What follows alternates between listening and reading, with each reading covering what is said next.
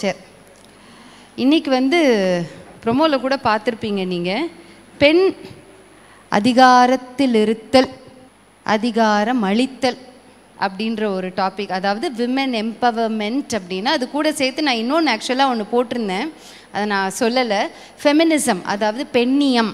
அதாவது இது ரெண்டுத்தில் எது மஸ்ட்டு, எது நம்ம ஃபாலோ பண்ணணும், குடும்பத்துலேயும் சரி, சமுதாயத்துலேயும் சரி, சபையிலையும், எல்லா இடத்துலையும். சரியா? இப்போ நம்ம வந்து நிறைய காரியங்கள் நம்ம வந்து கேட்குறோம், கேள்விப்படுறோம். சரியா? ஒவ்வொரு மாதமும் நம்ம பல காரியங்கள் நம்ம கேள்விப்படுறோம். இந்த வாரம் வந்து ஒரு சபைக்கு போயிருந்தோம். சரியா? அந்த சபை வந்து வேறு ஒரு மாவட்டத்தில் இருக்குது, சர்ச்சு வேறு ஒரு மாவட்டத்தில் இருக்குது. அந்த சர்ச்சில் போய் பேசினப்போ எனக்கு யாருமே தெரியாது அந்த சர்ச்சில். அப்போ நான் சொன்னேன், ஆரம்பிக்கிறப்பே நான் இப்படி சொல்லிட்டு தான் ஆரம்பித்தேன். என்ன சொன்னேன்னா, எனக்கு இவங்க யாரையுமே தெரியாது, உங்களுக்கும் எங்களை யாருன்னே தெரியாது. சரியா? ஏதாவது வார்த்தை உங்களை அப்ரிஷியேட் பண்ண மாதிரி வந்துருச்சுன்னா உங்கள் இருதயத்துக்குள்ளே எடுத்துக்கோங்க. ஏதாவது வார்த்தை உங்களை குத்துற மாதிரி வந்துச்சுன்னா அதையும் எடுத்துக்கோங்க. ஏதாவது வார்த்தை உங்களை வார்ன் பண்ணுற மாதிரி வந்துச்சுன்னா அதையும் எடுத்துக்கோங்க. கரெக்ட் பண்ணுற மாதிரி வந்துச்சுன்னா அதையும் எடுத்துக்கோங்க. ஏன்னு கேட்டிங்கன்னா, எனக்கு உங்களை யாருன்னே தெரியாது, உங்களுக்கு என்ன யாருன்னே தெரியாது. அப்போ நம்ம ரெண்டு பேருக்கு நடுவில் கிரியை செய்கிறது யாருன்னா ஆவியானவர் மட்டும்தான். அது போலவே உங்கள் எல்லாருக்கும் என்ன தெரியும், எனக்கும் உங்கள் எல்லாரையும் தெரியும். தெரிஞ்சாலும் உங்கள் பிரச்சனைகளை கேட்டுட்டு இங்கே வந்து சொல்லி அட்ரஸ் பண்ணுறது கிடையாது. நமக்கு மத்தியிலையும் கிரியை செய்கிறவர் ஆவியானவர் ஒருவரே, வேற எதுவுமே கிடையாது. அதனால் வார்த்தைகள் ஏதாவது ஒன்று வர்றப்ப ஒரு சில வேர்ட்ஸ் ரொம்ப அப்ரிஷியேட்டிங்காக இருக்கும், ஒரு சில வேர்ட்ஸு சிரிக்கிற மாதிரி இருக்கும். அந்த சிரிப்புக்குள்ளே சிந்தனைக்கு ஒரு சில குட்டி குட்டி சிதறல்கள் இருக்கும். அதெல்லாம் அப்படி அப்படியே பிடிச்சிக்கணும், கிராஸ் பண்ணிக்கணும். மூணாவது என்னென்னா, அதை நம்ம வாழ்க்கையில் அபியாசிக்கணும். த மோஸ்ட் இம்பார்ட்டன்ட் திங்ஸ் என்னென்னா, நம்ம வாழ்க்கையில் அபியாசிக்கணும். சரியா? சரி, பெண்கள் நாட்டின் கண்கள், கரெக்டா? பரலோகத்தில் மிகுந்த அமைதல் உண்டாயிற்று. இல்லை, பெண்கள் நாட்டின் கண்கள்லாம் கிடையாது. பெண்கள் நாட்டின் கண்கள் மாத்திரமல்ல, அவங்க வீட்டிலும். ஏன் அப்படி சொல்கிறாங்க அப்படின்னு பார்த்தீங்கன்னாக்கா, ஒரு காருக்கு ஹெட்லைட் எவ்வளோ முக்கியமோ, சைடில் ஒரு சில லைட்ஸ் இருக்குது பார்த்தீங்களா, அது ரொம்ப முக்கியம். ஹெட்லைட் வந்து அப்படி அப்படி அப்படி ஒரு ஒரு ஒரு ஒரு ஒரு லாங் டிஸ்டன்ஸ்க்கு அப்படி அடிக்கும். இன்னொரு லைட் ஒன்று இருக்கும் குட்டியோண்டா, அது பக்கத்தில் கல் இருக்கான்றதை அந்த லைட்டு தான் காமிச்சு கொடுக்கும். சின்னது மைனர் டீட்டெயில்ஸை காமிச்சு கொடுக்கறது யார்? அந்த குட்டி லைட்டு. மைனர் டீட்டெயில்ஸ் எல்லாம் ஒரு ஆமேன்னு சொல்லுவோமா? ஆமேன். நம்ம தான் மைனர் டீட்டெயில்ஸு. நம்ம ஐயாமார் வந்து மேஜர் தான் எப்போவுமே, நம்ம தான் மைனர். ஓகேவா? அதனால் அந்த மைனர் டீட்டெயில்ஸ், அதாவது பெண்கள் நாட்டின் கண்கள். Yes, true, it is very true. ஒரு பழமொழி ஒன்று உண்டு, ஆவதும் பெண்ணாலே அழிவதும் பெண்ணாலே. இதுக்கு வந்து எனக்கு எக்ஸ்ப்ளனேஷன் வந்து ஆண்களில் ஒருத்தர் சொல்லுங்கள், பெண்களில் ஒருத்தர் சொல்லுங்கள். நீங்கள் என்ன சொன்னாலும் ரைட்டு. ஏன்னா நான் இது நிறைய பார்த்ததில் நிறையா போட்டிருந்தது, நான் ஒன்று எழுதி வச்சுருக்கிறேன். சரியா? அதனால் சொல்லுங்கள். நான் கை காமிக்கட்டுமா? ஆவதும் பெண்ணாலே அழிவதும் பெண்ணாலே. நீங்கள் என்ன நினைக்கிறீங்க பிரதர்? சொல்லுங்கள். புரியல எனக்கு. ஆவதும் பெண்ணாலே அழிவதும் பெண்ணாலே நம்ம கேள்விப்பட்டிருக்கோம். நீங்கள் கேள்வி கண்டிப்பாக பட்டிருக்கீங்க. உருவாக்குறது அவங்க தான், அழிக்கிறது அவங்க தான். எதையாவது நமக்கு அதை நம்ம வாழ்க்கையை உருவாக்குறது, நல்லபடியாக உருவாக்கணும்னு ஆசைப்பட்டாங்கன்னா உருவாக்கிடுவாங்க. வேண்டாம் இப்போ இப்படி பண்ணுறாரு, நம்ம இப்படி பண்ணோன்னாலும். Okay, right. கை தட்டுவோமா? சூப்பர். அவங்க சட்டுன்னு அவங்க சொன்னதுனால வெரி குட். ஓகே, ஆவதும் பெண்ணாலே அழிவதும் பெண்ணாலே. அது வசனமாக தான் எனக்கு வருது. புத்தியுள்ள ஸ்திரீ தன் வீட்டை கட்டுகிறாள், புத்தி இல்லாதவளோ அதை இடித்து போடுகிறாள். கோபம் வருது அப்படிங்கும்போது உள்ளுக்குள்ளே பிரச்சனையை உருவாக்கிடுறாங்க பெண்கள். மற்றபடி சாந்தமாக இருக்கும்போது அந்த குடும்பத்தை நல்லபடியாக வளர்த்துக்கணும். Super, very good, very good. வேறு யாராவது சொல்ல விருப்பப்படுறீங்களா? பின்னாடி யாராவது சொல்கிறீங்களா? ஐயோ என் பக்கத்தில் வந்துடாதீங்க, எனக்கு பயமாக இருக்குது, நான் ஓடிடுவேன் அப்படின்றீங்களா? இல்லை, நான் ஓடிடுறேன். சரியா? ஓகே, ஆவதும் பெண்ணாலே அழிவதும் பெண்ணாலே. இந்த மாதிரி தான் நிறைய காரியங்கள் கொடுத்துருந்தது. எனக்கு ஒன்று ரொம்ப பிடிச்சிருந்தது. அதாவது ஒரு காரியத்தை ஆக்குவதும் பெண்ணாம், அந்த காரியத்தில் உள்ள தீய செயல்களை அழிப்பதும் பெண்ணாம். நல்லா இருக்குல்ல? சூப்பராக இருக்குல்ல, எனக்கு இது ரொம்ப பிடிச்சிருந்தது. ரெண்டுமே பாசிட்டிவாக வருது இல்லை. அதுபோல் இன்னொரு இடத்துல ரொம்ப துல்லியமாக கொடுத்துருந்தது. எப்படின்னா, ஒரு ஆணை ஆக்குவது பெண்ணா, ஆணுக்குள் இருக்கிற தீதை அழிப்பது பெண்ணா அப்படின்னு கொடுத்துருந்துச்சு. என்னை யாரும் தப்பாக நினைக்காதீங்க, முறைச்சி பார்க்கக்கூடாது. யாரோ சொன்னதை நான் வந்து எழுதினேன், சரியா? ஸோ ஆவதும் பெண்ணாலே அழிவதும் பெண்ணாலே, அதை நம்ம நெகட்டிவாக எடுக்க வேண்டாம், பாசிட்டிவாக நம்ம எடுத்துப்போம். எந்த ஒரு ஆணும் வெளிப்படையாக பொதுவாக இயல்பாக சொல்லாத ஒரு பெரிய ஒரு காரியம், ஒரு சக்தி என்ன அப்படின்னு பார்த்தீங்க அப்படின்னா, my wife is my backbone அப்படின்னு சொல்கிறத வந்து பொதுவாக எந்த ஆண்களும் ரொம்ப சொல்லிக்கிட மாட்டாங்க. அந்த பெண்கள் வந்து ரொம்ப விருப்பப்படவும் மாட்டாங்க.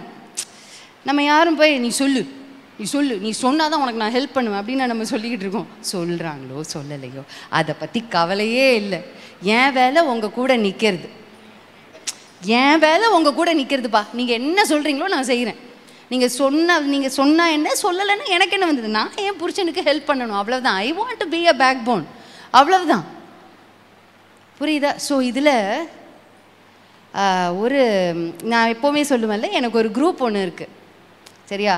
ஒரு அழகான ஒரு வாட்ஸ்அப் குரூப். அதில் ஒரு 2-3 பெரியவங்க இருக்கிறாங்க, 2-3 இளவட்டங்க இருக்குது, சரியா? ஒரு 2-3 குடும்பத்தை சேர்ந்தவங்க மட்டும். என் ஃபேமிலி நினச்சிக்காதீங்க, நம்ம பிலீவர்ஸ் ஃபேமிலி தான், நம்ம விசுவாசிங்க ஃபேமிலி தான். அதில் பார்த்தீங்கன்னா அங்கங்கே கிடைக்கிற டிட்பிட்ஸ் எல்லாத்தையும் எடுத்து எனக்கு அனுப்பி வைப்பாங்க. அதில் எனக்கு எது சுவாரஸ்யமாக இருக்கோ அதை நான் உள்ளே நுழைச்சிப்பேன். அதில் ஒன்று பார்த்தேன். நான் ஒரு அம்மா, ஒரு வயசான ஒரு அம்மா, அந்த நெறியாளர் வந்து கேட்குறாரு. அந்த நெறியாளர் கேட்குறாரு, அம்மா நீங்கள் வந்து இப்போது உங்களுடைய கணவரை இழந்துருக்கிறீங்க, நீங்கள் வந்து உங்கள் வாழ்க்கையை குறித்து என்ன நினைக்கிறீங்க, உங்கள் கணவரை குறித்து என்ன நினைக்கிறீங்க? அப்போ அந்த தாயார், அந்த வயதான தாயார், 75-78 வயசு இருக்கும்னு நினைக்கிறேன் அந்த அம்மாவுக்கு. அந்த ஷோக்கு வந்திருக்கிறாங்க, ஒரு ஷோக்கு. அந்த அம்மா சொல்கிறாங்க, ஒரு சின்ன குட்டியோண்டு ஒரு நிமிஷம் கிளிப்பை மட்டும் எனக்கு அனுப்பியிருந்தாங்க. அந்த அம்மா சொல்கிறாங்க, நான் இருந்து என் கணவர் போகணும்னு அந்த சாமிகிட்ட நான் பிரார்த்தனை பண்ணிக்கிட்டேன். நான் இருந்து என் கணவர் போகணுன்னு என்னோட சாமிகிட்ட நான் பிரார்த்தனை பண்ணிக்கிட்டேன் அப்படின்னு. உடனே அந்த நெறியாளர் அப்படியே பார்க்குறாரு. என்னம்மா சொல்கிறீங்க அப்படின்னு. ஆமாம் தம்பி, ஏன் அப்படின்னா, அவர் இருந்து நான் போயிட்டேன் அப்படின்னா அவரால் பல சூழ்நிலைகளை சமாளிக்க இயலாது. என்னால் ஓரளவுக்கு சமாளிச்சுக்க முடியும், அவரால் சமாளிக்க முடியாது. ஏன்னா அவர் வந்து ஊன்னு சொல்கிறதுக்கு முன்னாடி எல்லா தேவைகளையும் நான் சந்திச்சிருவேன். அவருக்கு தேவை என்னென்ன நேரத்தில் எது செய்யணும்னு எனக்கு தெரியும், அதனால் எல்லாத்தையும் நான் செஞ்சிருவேன். சப்போஸ் நான் இல்லைன்னா யார் செய்வா, அவர் எந்த அளவுக்கு வருத்தப்படுவார் அப்படின்னு எனக்கு தான் தெரியும். அந்த அம்மாவுக்கு 78 வயசு இருக்கும். அதை பார்த்தப்ப எனக்கு கொஞ்சம் ஒரு மாதிரி ஷேக் ஆகிடுச்சு. அதனால் அவங்க சொல்கிறாங்க, அதனால் அந்த சாமிகிட்ட நான் கேட்டேன், வேறு ஒரு சமயத்தை சேர்ந்தவங்க, சரியா? என் சாமிகிட்ட நான் கேட்டேன், என்னை விட்டுட்டு என் கணவரை நீ எடுத்துக்கோ அப்படின்னு கேட்டேன். அதே மாதிரி என் சாமியும் என் பிரார்த்தனையை கேட்டு என்னை விட்டுட்டாரு, என் கணவரை எடுத்துக்கிட்டாரு. நல்ல வேலை அவர் நல்ல இடத்துல இருக்கிறாரு. வேறு ஒரு சமயத்தை சேர்ந்தவங்க தான். நான் எதுக்கு இதை சொல்கிறேன் அப்படின்னா, அந்த ஒரு பெண்ணினுடைய உள்ளம் பாருங்களேன், ஒரு பெண்ணினுடைய உள்ளம், என் ஆடவருக்கு கடைசி வரையிலும் நான் உண்மையாக இருக்கணும். இது வந்து ஒரு உண்மை, ஒரு அன்பு. எஸ் சொல்லுவோமா? இது வந்து ஒரு உண்மை அன்பு, ஒரு உண்மை. என்னுடைய கணவருக்கு நான் எப்படி உண்மையாக இருக்கலாம். அவங்க வந்து என் ஹஸ்பண்ட் ஃபஸ்ட்டு செத்து போட்டோம் அப்படி நினைக்கிறாங்கன்னு எடுத்துக்கிடாதீங்க. அப்படி இல்லை. சப்போஸ் நான் இல்லைன்னா என் கணவருக்கு யார் காஃபி போட்டு கொடுப்பா, நான் இல்லைன்னா டைமுக்கு யார் இதெல்லாம் செய்வா என் கணவருக்கு. அவருக்கு இதெல்லாம் செய்யலைன்னா கோவம் வருமே, அதுக்கு நான் இருந்துட்டு நான் அட்ஜஸ்ட் பண்ணிப்பேன். யாரும் எனக்கு ஏதாவது செய்யலைன்னா கூட நான் அட்ஜஸ்ட் பண்ணிப்பேன், பரவாயில்லை. ஆனால் என் கணவர் இருந்தாங்க அப்படின்னாக்கா அவருக்கு அட்ஜஸ்ட் பண்ணுறது கஷ்டம். அவர் கோவப்பட்டால் அந்த டைமில் அவருக்கு அட்டன் பண்ணுறதுக்கு கூட யாரும் இருக்க மாட்டாங்க. யோசிக்கிறா பார்த்தீங்களா, 78 வயசு பொம்பளை அவள் யோசிக்கிறா உள்ளத்தில். அதுதான் பெண்களுங்க. இப்படி போட்டுக்கலாம். அதுதான் நல்ல பெண்களுங்க, அதுதான் நல்ல பெண்கள். நான் ஒரு வயது முதிர்ந்தவர்கிட்ட ஒருத்தர்கிட்ட பேசிக்கிட்டு இருந்தேன். அப்போ அவர் சொல்கிறாரு ஒரு வார்த்தை, எனக்கு கொஞ்சம் ஒரு மாதிரி ஷிவராச்சு, இதெல்லாம் வந்து கொஞ்சம் ஷிவராச்சு எனக்கு உள்ள. அவர் சொல்கிறார், அவள் இருந்த வரைக்கும் எனக்கு ஃபில்டர் காஃபி போட்டு கொடுப்பா, எனக்கு இப்போ காஃபி வருது, நேரத்துக்கு வருது, வராமலாம் இல்லை, ஆனால் இன்ஸ்டன்ட் காஃபி நான் வந்து பழக்கப்படுத்திக்கிட்டேம்மா. என்னை நான் பழக்கப்படுத்திக்கிட்டேன். காஃபி வராமல் இல்லைல்ல, சரி ஏதோ ஒன்று வருது, ஏதோ ஒன்று என் மேலே பிரியத்தில் தானே என் பிள்ளை போட்டு கொடுக்குறா. பிள்ளைன்னா அவர் சொல்கிறது யார்? அவன் மருமகளை தான் சொல்கிறாரு. புரியுதா? ஏதோ பிரியத்தில், சரி அவள் அளவுக்கு வராது, பரவாயில்ல, இருக்கிறதே எனக்கு அந்த நேரத்துக்கு கொண்டு வந்து வச்சிடறா, அவளால் என்ன முடியுதோ கொண்டு வந்து வைக்கிறா. அப்போ ஒரு ஆண் தன்னை மாற்றிக்கொள்ள வேண்டியது இருக்குவோ. தன் மனைவி இல்லாத இதே பொம்பளை தான் பொம்பளைன்னா விடுவார, போடி, என்ன வயிறு வலிக்குது, என்ன முதுகு வலிக்குது, ஓடு போடு சொல்லுவார. அவருக்கு அந்த உரிமை இருக்குது. புரியுதா? அப்போது இந்த காரியங்களை எல்லாம் நம்ம அப்படியே மனசில் வச்சுக்கிட்டே இன்னைக்குரிய அந்த டைட்டில்குள்ளே போகிறோம். விமென் எம்பவர்மெண்ட், விமென் அதிகாரம் அளித்தல், பெண் அதிகாரம் அளித்தல், பெண் ஒரு அதிகாரத்தில் இருத்தல் அப்படின்னா என்ன அப்படின்னு. அதிகாரம் அப்படின்றது எதுவாக இருந்தாலும் ஒரு வரையறைக்கு உட்பட்டது. எஸ் சொல்லுவோமா? ஒரு வரையறைக்கு உட்பட்டது தான். ஒரு லிமிட், ஒரு பவுண்ட்ரி, ஒரு எல்லைக்குள்ளே நான் இருக்கிறேன் அப்படின்னாக்க, இப்போ நான் சொல்கிறப்ப பெண்கள் எல்லாரும் நீங்கள் உங்களை கருதிக்கணும். புரியுதா? உங்களை நீங்கள் வச்சுக்கணும். நான் இருக்கிறேன் அப்படின்னாக்கா எனக்கு அதிகாரம் செலுத்துறதுக்கு எனக்கு ரைட் இருக்குது, அதிகாரம் இருக்குது. எதுக்குள்ள? என்னுடைய எல்லைக்குள்ளே மட்டும்தான். என்னுடைய எல்லையை மீறி அதிகாரம் செலுத்துறதுக்கு எனக்கு அதிகாரம் கிடையாது. நான் அதிகாரம் செலுத்தக்கூடாது. அதிகாரமும் எப்படி செலுத்தணுமோ அப்படி தான் செலுத்தணும். That is called as women empowerment. என்னுடைய செயல்பாடுகளை என்னுடைய போக்கின்படியே என்னுடைய காரியங்களை செய்தபடியாய் செய்து முடிப்பது. இதெல்லாம் முன்காலத்தில் இருக்கா சிஸ்டர் அப்படின்னு கேட்பீங்கனாக்கா இருந்திருக்கு. புரியுதா? இன்னைக்கு கொஞ்சம் ஹிஸ்ட்ரி கிளாஸ் மாதிரி ஒரு சில காரியங்கள் நான் காமிப்பேன், ஆனாலும் ஜோவியலாக தான் போகும். அந்த வீடியோ ரெடியாக இருக்கா? Right, okay. அது முன்னாடி உள்ள காலத்தில் உள்ள பெண்கள்லேருந்து இப்போ உள்ள பெண்கள் வரைக்கும் நம்ம பார்க்க போகிறோம். சரியா? ஒரு சில பெண்கள் நம்ம பார்க்க போகிறோம். அப்படியே போடுங்களேன், லைனாக அப்படியே போடுங்களேன். Kasturibai Gandhi, Aruna Roy, champion of right in Sarojini Naidu, nightingale of India. அடுத்தது கமலா தேவி அவங்க. அப்புறம் இவங்க ஃபஸ்ட்டு ஒரு பிக்சர் ஒன்று கொடுத்தேன், கல்பனா தத்தா, ரெவல்யூஷனரி இவங்க. அடுத்தது சிஸ்டர் சாரால் நவ்ரோஜி அம்மா. ஃபேனி கிராஸ்பி கொடுத்துருப்பேனே, ஓகேவா? அடுத்தது next okay, Marie Curie, Jhansi Rani. குதிரையில் அப்படி ஒரு வாளெல்லாம் வச்சுக்கிட்டு அப்படி ஜிங்கு ஜங்குன்னு வருவாங்க, ராணி லக்ஷ்மிபாய். அப்போ இவங்களெல்லாம் யார் அப்படின்னு பார்த்தீங்கன்னாக்கா, அவங்களுடைய எல்லைக்குள்ளே தங்களுடைய பேஷனை செயல்படுத்தின ஒரு விமென் எம்பவர்மெண்ட் உள்ளதான ஆட்கள் தான். எப்படி சிஸ்டர் நீங்கள் இதில் சாரால் நவ்ரோஜி அம்மாவையும் நீங்கள் கொண்டு வர்றீங்க அப்படின்னு கேட்டிங்கன்னா, அவங்களுக்குன்னு இருந்த பேஷனை அவங்க எல்லைக்குள்ளே அவங்க மறிக்கிறதுக்கு முன்னாடி செயல்படுத்தி முடித்தாங்களா இல்லையா? முடித்தாங்க. She finished it. அவங்களுக்குன்னு ஒரு ஒரு ஒரு ஒரு பேஷன் ஒன்று இருந்தது. அந்த பேஷன் என்ன? நான் கர்த்தருக்காகவே இப்படி இருப்பேன். அந்த எல்லைக்குள்ளே தங்களை வச்சு அதை செயல்முறைப்படுத்தி முடிப்பது தான் என்ன அப்படின்னு பார்த்தீங்கன்னாக்கா விமென் எம்பவர்மெண்ட் அப்படின்னு சொல்கிறது. அதே போல் ஆண்கள் பார்த்தோம் அப்படின்னாக்கா ஒரு காரியத்தை நீங்கள் நல்லா நினைவில் வச்சுக்கணும். ஆண்கள் தங்களுடைய மனைவியினுடைய பேஷனை நீங்கள் எரிய விட்டீங்கன்னு வச்சுக்கோங்களேன். நல்ல மனைவிகள், நான் எப்போவுமே சொல்கிறேன் இந்த வார்த்தையை நல்லா புரிஞ்சுக்கோங்க. நல்ல மனைவிகள் என்ன பண்ணுவாங்க அப்படின்னாக்கா, அந்த பேஷனை அவங்களுடைய கணவருடைய மகிமைக்காக தான் பயன்படுத்துவாங்க. ஆனால் அந்த ஸ்பேர் பண்ணி விடுறதுக்கு நீங்கள் ஹெல்ப் பண்ணணும். ஸ்பேர் பண்ணி விடுறதுக்கு அப்படின்னாக்கா ஒவ்வொரு பெண்களுக்கும் ஒவ்வொரு என்ன சொல்ல, ஒரு டேலண்ட் இருக்கும், ஒரு தாளந்து இருக்கும். புரியுதா? ஒவ்வொருத்தருக்கும் ஒவ்வொரு தாளந்து இருக்கும். அதை நீ இதை செய்யக்கூடாது, இதை நீ இப்படியே இரு அப்படின்னு சொல்லுவோம் அப்படின்னாக்கா இட் இஸ் அப்படியே என்ன, அது அப்படி க்ரம்பிள் ஆகி யாருக்குமே யூஸ் இல்லாமல் போயிடும். புரியுதா? யாருக்குமே எந்த விதத்துலையுமே யூஸ் இல்லாமல் போயிடும். இன்ஸ்டெட் நீங்கள் அதை ஸ்பேர் பண்ணி அப்படின்னாக்கா நெருப்பு கொளுத்தி அப்படி தூக்கி போடுறது. அதுதான், அப்படி கொளுத்தி அப்படி தூக்கி போட்டால் புஸ்குன்னு இந்த ட்ரை லீஃபில் பற்றிக்கும் பார்த்தீங்களா, அந்த மாதிரி அது பார்த்தீங்க அப்படின்னாக்கா நான் அது இங்கே என்ன எழுதியிருக்கேன் அப்படின்னாக்கா, she will bring glory to the family. அதாவது காய்கறியை மனுஷன் வாங்கிட்டு வந்தான்னா அதை சமைச்சு குழம்பா வச்சு கொடுக்குறது யாரப்பா? ரேராக ஒரு சில குடும்பத்தில் ஆண்கள் பண்ணுறாங்க. சரியா? ஆனால் மெஜாரிட்டி யார் பண்ணுறா? சத்தமே இல்லை, எனக்கு புரியல என்ன நடக்குதுன்னு. வீட்டில் வேற யாராவது சமைச்சா கூட பெண்கள் தானே வச்சுருக்குறோம், ஆண்களாக வச்சுருக்குறோம். என்ன, பெண்கள் தான் சமைக்கிறாங்க. புரியுதா? காய்கறி எல்லாம் வாங்கிட்டு அவங்க கொண்டு வந்தா மொத்தமாக போட்டு அதை பண்ணி அதை ஒரு குழம்பா அழகாக வாசனையாக கொடுக்கறது யாருன்னு பார்த்தீங்கன்னா த விமென், லேடிஸ் தான் அதை கொடுக்குறாங்க. இன்னொரு ஒரு பாயிண்ட்ல போட்டிருந்தது, man builds house and women makes home. அவர் வீடு கட்டி கொடுத்துருவாரு. புரியுதா? அது அம்சமாக ஹோமாக குடும்பமாக மாற்றுறது யார்? பெண்ணு தான். ஏன்னா ஆண்னால எதை செய்ய முடியுமோ அதை செஞ்சு கொடுத்துட்றாரு. ஒரு பாதி புக்கு, இன்னொரு பாதி புக்கை நம்ம தான் செய்யணும். ரெண்டுத்தையும் சேர்ந்தாதான் இது புக்கு அப்படின்னு ஆகும். அப்படி இல்லை, ஒரு பக்கம் இல்லைனாக்கா இது கிழிஞ்சு போனது ஒன்றுத்துக்கும் இதை யூஸ் பண்ண முடியாது.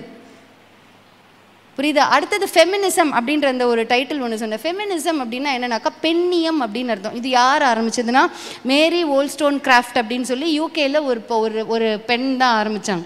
அவங்க எதுக்கு ஆரம்பித்தாங்க அப்படின்னு பார்த்தீங்கன்னாக்கா, அந்த காலத்தில் ஆண்கள் பெண்களை படிக்க வைப்பாங்க, பெண் பிள்ளைகளை. ஒரு குறிப்பிட்ட டைமில் பார்த்தீங்கன்னா ஆண் பிள்ளைகள் மாத்திரம்தான் படிக்கும், பெண் பிள்ளைகள் படிக்காது. ஒரே வேலைக்கு போவாங்க, ஆண்களுக்கு மாத்திரம் நல்ல ஊதியம் கொடுத்துருவாங்க. இப்போ 10,000 ரூபாய் கொடுத்துருவாங்க, பெண்களுக்கு வந்து 2,000 3,000 அப்படின்னு தான் கொடுப்பாங்க. புரியுதா? அந்த பள்ளி அது மாதிரி எக்ஸ்போஷர், குடும்பத்தில் வந்து எக்ஸ்போஷர் பார்த்தீங்கன்னாக்கா ஆண் பிள்ளைகளுக்கு அதிகமாக இருக்கும், பெண் பிள்ளைகளுக்கு கம்மியாக இருக்கும். எக்ஸ்போஷருன்ற விஷயத்தில் நான் சொல்ல வரேன் பாருங்களேன். எக்ஸ்போஷர் கொடுக்குற விஷயத்தில் ஆண் பிள்ளைகள் பெண் பிள்ளைகள் எந்த பிள்ளையாக இருந்தாலும் பாகுபாடு இல்லாமல் ரெண்டு பிள்ளைகளையும் நல்லா நம்ம உலகத்தில் நம்ம கொஞ்சம் எக்ஸ்போஸ் பண்ணாதான் அவங்களால வாழ்க்கையில் எல்லா காரியத்துலேயும் நேர்பாதையில் சரியான விதத்தில் அவங்களால மேனேஜ் பண்ண முடியும். இதை நான் எப்படி சொல்கிறேன் அப்படின்னாக்கா, நான் கோவிடில் வந்து நான் ஹாஸ்பிட்டலில் அட்மிட் ஆகிருந்தேன் ஒரு வாரம். அப்போ அட்மிட் ஆகிருந்தப்போ பார்த்தீங்கன்னா என் கணவர், என் மகன் 3 பேர் இருக்கிறாங்க. சரியா? நான் வந்து எல்லா காரியத்தையும் வீட்டில் உள்ள வேலைகள்லேருந்து எல்லாத்தையும் நான் சொல்லி தான் கொடுப்பேன். நான் கோவிட் டைமில் யாரும் இப்போ நமக்கு வந்து ஹெல்ப் பண்ண போகிறதில்ல. அப்போது நான் வீடு பெருக்குவேன், அவள் வீடு துடைப்பா, ஒரு நாள் விட்டு. ஏன்னா 4 பேர் தானே இருக்கும், என்ன பெருசாக குப்பையை வந்துட போகுது. அதுக்கப்புறம் ஒரு வேளை நான் பாத்திரம் கழுவேன், இன்னொரு வேளை அவள் கழுவா. இப்படி தான் பிள்ளைகளை பழக்கி கொண்டு வந்துக்கிட்டு இருக்கிறேன். ஆனாலுமே அவள் ஒரு வார்த்தை ஒன்று சொன்னா. கோவிட்லேருந்து நான் ஹாஸ்பிட்டல்லேருந்து வீட்டுக்கு வந்ததுக்கப்புறம், அம்மா நான் எக்ஸ்போஸ் ஆக வேண்டிய விதத்தில் நான் இன்னும் கடைகளுக்கெல்லாம் போய் நான் இன்னும் எக்ஸ்போஸ் ஆகலை.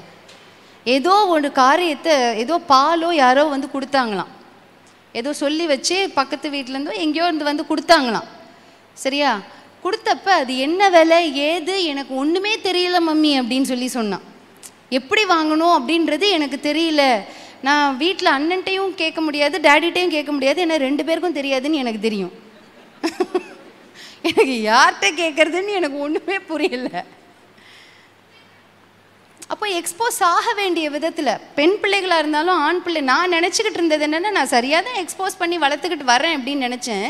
ஒரு கிரிட்டிக்கல் டைம்னு வர்றப்ப எதுலெல்லாம் லேக் ஆச்சு அப்படின்றத என்னால் புரிஞ்சுக்க முடியுது. So both the boys and girls, ஆண் பிள்ளைகளாக இருந்தாலும் பெண் பிள்ளைகளாக இருந்தாலும் நல்ல ஞாபகத்தில் வச்சுக்கோங்க, அவங்களுக்கு கொடுக்க வேண்டிய எக்ஸ்போஷரை நம்ம கொடுத்து தான் ஆகணும். அதே போல் எனக்கு ஆண் பிள்ளைகள் மட்டும்தான் இருக்கிறாங்க, அவங்களுக்கு வந்து பாத்திரம் கழுவ வைக்க மாட்டேன் அப்படிலாம் கிடையாது. இந்த வாரம், போன வாரத்தில் திங்கக்கிழமையில் ஒரு வீட்டுக்கு நாங்கள் போயிருந்தோம். சரியா? அப்போ அந்த வீட்டில் பார்த்தீங்கன்னா ஒரு பாஸ்டர் வீட்டுக்கு போயிருந்தோம். அப்போ அந்த பாஸ்டர் வீட்டில் அந்த வீட்டு பையன் எங்களுக்கு வந்து அந்த வீட்டில் பிள்ளைங்க பாய்ஸ் மட்டும்தான், நல்லா வளர்ந்த பிள்ளைங்க, என் பையன் மாதிரி சைஸு. அவன் வந்து கூட உட்காந்து பேசிக்கிட்டு இருந்துட்டு அவங்க வந்து சாப்பாடு டின்னர் டைம் அப்படின்ன உடனே எங்களுக்கு வந்து டைனிங் டேபிளில் உட்கார வச்சுட்டு அந்த பையன் தான் எல்லாத்தையும் கொண்டு வந்து வச்சான். அழகாக அந்த பையன் தான் கொண்டு வந்து எல்லாத்தையும் வந்து வச்சுட்டு நாங்கள் சாப்பிட்டு முடிச்சு வந்த உடனே க்ளீனாக கொண்டு போய் எல்லாத்தையும் உள்ளே வச்சுட்டு சாமும் பண்ணுவாப்புல. நானும் என் பையனையும் நான் அப்படி தான் பழக்கி வச்சுருக்கிறேன். இல்லைன்னா நான் இவ்வளோ தைரியமாக பேச முடியாது. நான் அப்படியே பார்த்துக்கிட்டே இருந்தேன் கொஞ்ச நேரம். டேய், நீ என் பையன் மாதிரியே இருக்கடா அப்படின்னு அவனோடய சொன்னேன். என் பையன் மாதிரியே பண்ணுறடா நீ அப்படின்னு. எந்திரிச்சு டைனிங் சாப்பிட்டு முடிச்சுட்டு நாங்கள் வந்து உட்காந்தோடனே வேகமாக முடிச்சுட்டு சட்டுன்னு இப்படி தொடச்சி விட்டுட்டான். 2 காரியத்தை இது மகள் தான் செய்யணும், இது மகன் தான் செய்யணும் அப்படின்ற அந்த ஒரு டிவிஷன், அந்த பார்ட்டிஷன் இல்லாமல் நம்ம பிள்ளைகளை வளர்த்துட்டோம் அப்படின்னாக்கா, ஆண் பிள்ளைகளுக்கு பெண் பிள்ளைகளை கனப்படுத்தக்கூடிய அந்த ஒரு தாட்டு சின்ன வயசுலேருந்தே வந்துடும். எஸ். சின்ன வயசுலேருந்தே வந்துடும். இல்லைனாக்கா இது என் வேலை இல்லை, இது உன் வேலை தான். இப்படியும் நம்ம சபைக்குள்ளே 1-2 குடும்பங்கள் இருக்குது. ஒரு பிள்ளை வந்து என்கிட்ட வந்து சொன்னான், ஆண்டி உங்களுக்கு தெரியுமா, என் அண்ணன் வந்து சொல்கிறான், இது ஒன்றும் என் வேலை இல்லடி, இது உன் வேலை. என்னையா அது எங்கே எழுதி வச்சுருக்கு டிக்ஷனரியில்? ஏன் நம்ம வீட்டையெல்லாம் ஒரு சில இது வேலைகள் நமக்கு செஞ்சு கொடுக்குறது இல்லையா? பானை தண்ணி தூக்க முடியலன்னா தண்ணி தூக்கி வைக்கிறது இல்லையா? யாருமே இல்லைன்னா எதையா காய்கறி பிரித்து வைக்க தெரியாது, மொத்தமாவது தூக்கி ஃப்ரிட்ஜுக்குள்ளே வைக்கிறாங்கல்ல. ஏதோ ஒன்று பரவாயில்ல, சம்திங் இஸ் பெட்டர் தென் நத்திங்ல. கரெக்டு தானேப்பா? Something is better than nothing. ஏதோ ஒன்று நம்ம சொல்லி கொடுக்கணும்ல நம்ம பிள்ளைகளுக்கு. சரியா? அப்போது இந்த ஃபெமினிசம் இந்த குரூப் என்ன பண்ணாங்க அப்படின்னு பார்த்தீங்கன்னாக்கா, ஆரம்பித்தப்போ சரியாக தான் ஆரம்பித்தாங்க. அவங்களோட கோல் என்னமோ ரைட்டு தான். ஆனால் போக போக போக அந்த கழுதை தேய்ஞ்சி கட்டெரும்பான மாதிரி இவங்க ஸ்டேட்மெண்ட்ஸ் எப்படி ஆயிடுச்சு அப்படின்னு பார்த்தீங்கன்னாக்கா, ஆணுக்கு நிகர் ஆணுக்கு நிகர்னா எப்போவுமே நம்ம இந்த வார்த்தையை சொல்லணுன்ற அவசியமே இல்லை. என் ஹஸ்பண்டுக்கு ஈக்குவல்னா அப்படின்னு சொல்லணுன்ற அவசியம் நமக்கு கிடையாது. நான் எப்போவுமே திருப்பி திருப்பி திருப்பி திருப்பி திருப்பி சொல்கிற காரியம் என்னென்னா, ஆண்களுக்குன்னு ஒரு தனித்தன்மை இருக்குது. அதில் போய் நம்ம போட்டி போட்டுக்கிட்டு இது நான் இதெல்லாம் பண்ணுவேன், நான் இப்படி பண்ணுவேன். அவங்களோட ஃபிசிக்கல் ஸ்ட்ரென்த் வேறு, அவங்களோட மென்டல் ஸ்ட்ரென்த் வேறு, அவங்களுடைய சிந்தனை திறன் வேறு. அதில் போய் நம்ம நோண்டணுன்ற அவசியம் இல்லை, மூக்க நுழைக்கணுன்ற அவசியம் இல்லை. அதுபோல் நமக்குன்னு இருக்கிற ஒரு சில பாசிட்டிவ்ஸ் இருக்குது, அது அவங்களால யோசிக்கவே முடியாது, சிந்திக்கவே முடியாது. இன்றைக்கி வந்து ஈவினிங் நான் வர்றதுக்கு கொஞ்ச நேரத்துக்கு முன்னாடி நான் நினைக்கிறேன், மத்தியானம் ஒரு 2 மணி 2:30 மணி வாக்கில் சொல்லிகிட்டு இருந்தப்ப, பெண்கள் தாங்குற மாதிரி ப்ரெஷர்ஸை உங்களால் தாங்க முடியுமா? நம்ம கை காமிச்சிட்டாங்க. ப்ரெஷர்ஸ் ஆண்களுக்கு இருக்குது, நான் இல்லைன்னு சொல்ல வரல. வெளியில் வேலைகளில் ப்ரெஷர்ஸ் இருக்குது. ஆனால் பெண்கள் முக்கியமாக தாங்குற மாதிரி ப்ரெஷர்ஸ் வந்து ரொம்ப கஷ்டம். ஒரு மேனால் தாங்கிறது, ஒரு ஆணால் அதனால் வந்து எந்த விதத்துலேயும் ஆண்களுடைய தன்மையை குறைக்கலைன்னா, அவங்களுக்குன்னு ஒரு மெஜஸ்டிக் இருக்குது, அவங்களுக்குன்னு இருக்கிற தனித்தன்மை எப்போவுமே இருக்குது. அதுக்கு எஸ் அண்ட் ஆமேன் தான், அதுக்கு சல்யூட் அண்ட் சப்மிட் தான் எப்போவுமே. அது இல்லைன்னு சொல்ல வரல. பட் ஸ்டில் ப்ரெஷர்ஸை ஹேண்டில் பண்ணுற விதம், ப்ரெஷர்ஸ் அப்படியே நசுக்கிறப்ப அதை குஷன் மாதிரி தாங்கிறது யாருன்னு பார்த்தீங்கன்னா பெண்கள் தான். அது நல்லா புரிஞ்சுக்கோங்க. நான் இது ஒரு சைக்காலஜி இதுலேயும் வாசித்தேன், ஒரு டாக்குமெண்ட்ரிலையும் வாசித்தேன், நல்லா புரிஞ்சுக்கோங்க. அதனால தான் கடன் பிரச்சனை அதிகமாச்சு அப்படின்னாக்கா, ஏதாவது ஒரு கஷ்டம் வந்துச்சுன்னா ஆண்கள் சட்டுன்னு தூக்கில் தொங்கிடுவாங்க, அப்படி இல்லைனாக்கா வீட்டை விட்டு ஓடிடுவாங்க, இல்லைன்னா குடிப்பழக்கத்துக்கு அடிமையாயிருவாங்க. கவனிச்சிருக்கீங்களா? கேட்டிருக்கீங்களா? படிச்சிருக்கீங்களா? சத்தமே இல்லை இதுக்கும். என்னப்பா உண்மையை சொன்னால் கூட ஒத்துக்க மாட்டேங்கிறீங்க? சரியா? ஓடி போயிடுறாங்க. விவசாயிகள் எத்தனை பேர் தூக்கில் தொங்கிடுறாங்க. காரணம் என்ன? கடன் ஜாஸ்தி ஆகிட்டு. நான் லோன் கேட்டு நான் போட்டேன், எனக்கு ஒன்றுமே எனக்கு லாபிக்கலை, வாய்க்கலை. புரியுதா? அதனால நான் தொங்கிடுறேன். பொம்பளை தொங்குறாளா? அது தொங்க மாட்டா. ஏன்? வீட்டில் பிள்ளை இருக்குது, எப்படியாவது 10 பாத்திரம் விளக்கியாவது எதையாவது பண்ணி என் பிள்ளைகளை காப்பாற்றணும், என் குடும்பத்தை தூக்கி நிறுத்தணும். ஏன்னாக்கா ப்ரெஷர் வந்து ஒரு குறிப்பிட்ட அளவு ஆண்களால் தாங்க முடியும். ஒரு குறிப்பிட்ட அளவுக்கு மேலே போச்சு அப்படின்னாக்கா, நீங்கள் ஹார்ட் அட்டாக்ஸ் யாருக்கு அதிகமாக வருதுன்னு பாருங்கள். மென்னுக்கு தான் அதிகமாக வரும். ஏன்னா அவங்க கண்ணீர் வேற வடிக்க மாட்டாங்களா? அது என்னன்னு தெரியல, இது வரவே வராது. அது ஏன்னு புரியல. அது ஏன் வந்து சொல்லுங்க அப்புறமா. அது ஏன்னு தெரியல. நான் பார்த்துருக்குறேன். நான் நினச்சேன் என் ஹஸ்பண்டுக்கு மட்டும்தான் அப்படின்னு பார்த்தா நிறையா பேருக்குல்ல. அப்புறம் எனக்கு ஒரு மகன் பிறந்தானா, அவனுக்கும் இல்லை. ஓ, இந்த வகையறாவே அப்படிதான் போல் இருக்குன்னு நினச்சிக்கிட்டேன். இந்த வகையறாவே. ஆனால் எங்கள் வீட்டில் நானும் என் மகளும் வேற. ஒரு ஊசியை பக்கத்தில் கொண்டு வந்து வச்சாலே, என் மக கோவிட் டைமில் அவளுக்கும் கோவிட் வந்தது. வீட்டில் ஒரு நர்ஸ் வந்தாங்க, என்ன ஒரு ஒரு ஒரு ஒரு ஊசி கொண்டு வந்து அவங்க வைக்கவே இல்லை. ஐயோ வலிக்குது வலிக்குது வலிக்குது, வைக்கவே இல்லைப்பா. அவங்க அப்படியே பார்த்துட்டு இருக்காங்க. சிஸ்டர் பாருங்க சிஸ்டர், இவ பண்ணுற வேலை என்ன கத்துறா. இங்கே தான் அப்படி வச்சுருக்காங்க ஊசியை, வைக்கவே இல்லை. எனக்கு வலிக்குது, இப்படி வலிக்குது இப்படி வலிக்குது, அப்படி அப்படியே பார்க்குறா. அப்படி கண்ணை அப்படி மெதுவாக அப்படி பார்த்துட்டு, குத்தவே இல்லையா? இன்னும் குத்துங்க ஆண்டி. அப்போ நம்ம expressive, we are expressive, they are not at all expressive. அதனால் பார்த்தீங்க அப்படின்னாக்கா அந்த ப்ரெஷர் அதிகமாகி. இப்போ நான் இதில் என்ன சொல்ல வர்றேன் அப்படின்னு பார்த்தீங்கன்னாக்கா, அவங்களுக்குன்னு இருக்கிற தனித்தன்மைகள் வேறு, நமக்குன்னு இருக்கிற தனித்தன்மைகள் வேறு. புரியுதா? குடும்பத்துலேயும் சரி வெளியும் சரி அந்த போட்டி நம்ம மத்தியில் இருக்கவே கூடாது. அப்படி இருந்துச்சு அப்படின்னாக்கா கடைசி பரிந்தும் நமக்கு பிரச்சனை தான். இந்த காரியங்களெல்லாம் நமக்குள்ளே வச்சுக்காமல் உங்களுக்குன்னு வர்ற பிள்ளைங்க, உங்களுக்கு இருக்கிற பிள்ளைகளுக்கு இதை சொல்லி கொடுத்துக்கிட்டே இருங்க. ஒரு குறிப்பிட்ட வயசில் இந்த காரியங்களை சொல்லி கொடுத்துக்கிட்டே இருங்க. How to respect a women அப்படின்னு சொல்லி ஆண் பிள்ளைகளுக்கு சொல்லித்தாங்க. ஹவு டு பி அப்படின்றத பெண் பிள்ளைகளுக்கு சொல்லித்தாங்க. சரியா? ஹவு டு பி அப்படின்னு. ஒரு எலி ஒன்று இருந்துச்சான். சரியா? ஒரு எலி. பெண்கள் வந்து ஒரு சில நேரத்தில் யோசிக்குமா பெண்கள். சரியா? இப்போ உள்ள ஒரு இன்னைக்கு காலையில் கூட அந்த உதாரணத்தை நம்ம பாஸ்டர் சொன்னாங்க. என் பொண்ணுக்கு காலேஜுக்கு ப்ரொஃபஷனல் சர்டிஃபிகேட் வாங்க போயிருந்தப்ப அவள் வந்து அம்மா அந்த பொண்ணை பார்த்துக்கோங்க அப்படின்னா நான் இப்படி பார்த்தேன். யார் ரீ அப்படின்னு. அந்த பொண்ணை பார்த்துக்கோங்கம்மா அப்படின்னா நான் மறுபடியும் இப்படி குனிஞ்சு பார்த்தேன். நான் சொல்கிறேன் அங்கே பொண்ணே இல்லை. அவள் திருப்பி சொல்கிறான் அந்த பொண்ணை பார்த்துக்கோங்க. பொண்ணே இல்லை, மூஞ்சி கண்ணு தெரியுதா அப்படின்னு. அந்த நீல கலர் சட்டு போட்டிருக்காளம்மா, அந்த பொண்ணை பார்த்துக்கோங்க அப்படின்னா. இப்படி பார்த்துட்டு அவன் மெதுவாக அவளை கூப்பிட்டு சொன்னேன், அது பொண்ணு இல்லடி பையன்டி அப்படின்னு. அப்புறம் அந்த பிள்ளை கடந்து போனதுக்கப்புறம் சொல்கிறா, she has become a paya, she has become a bye studying in a women's college.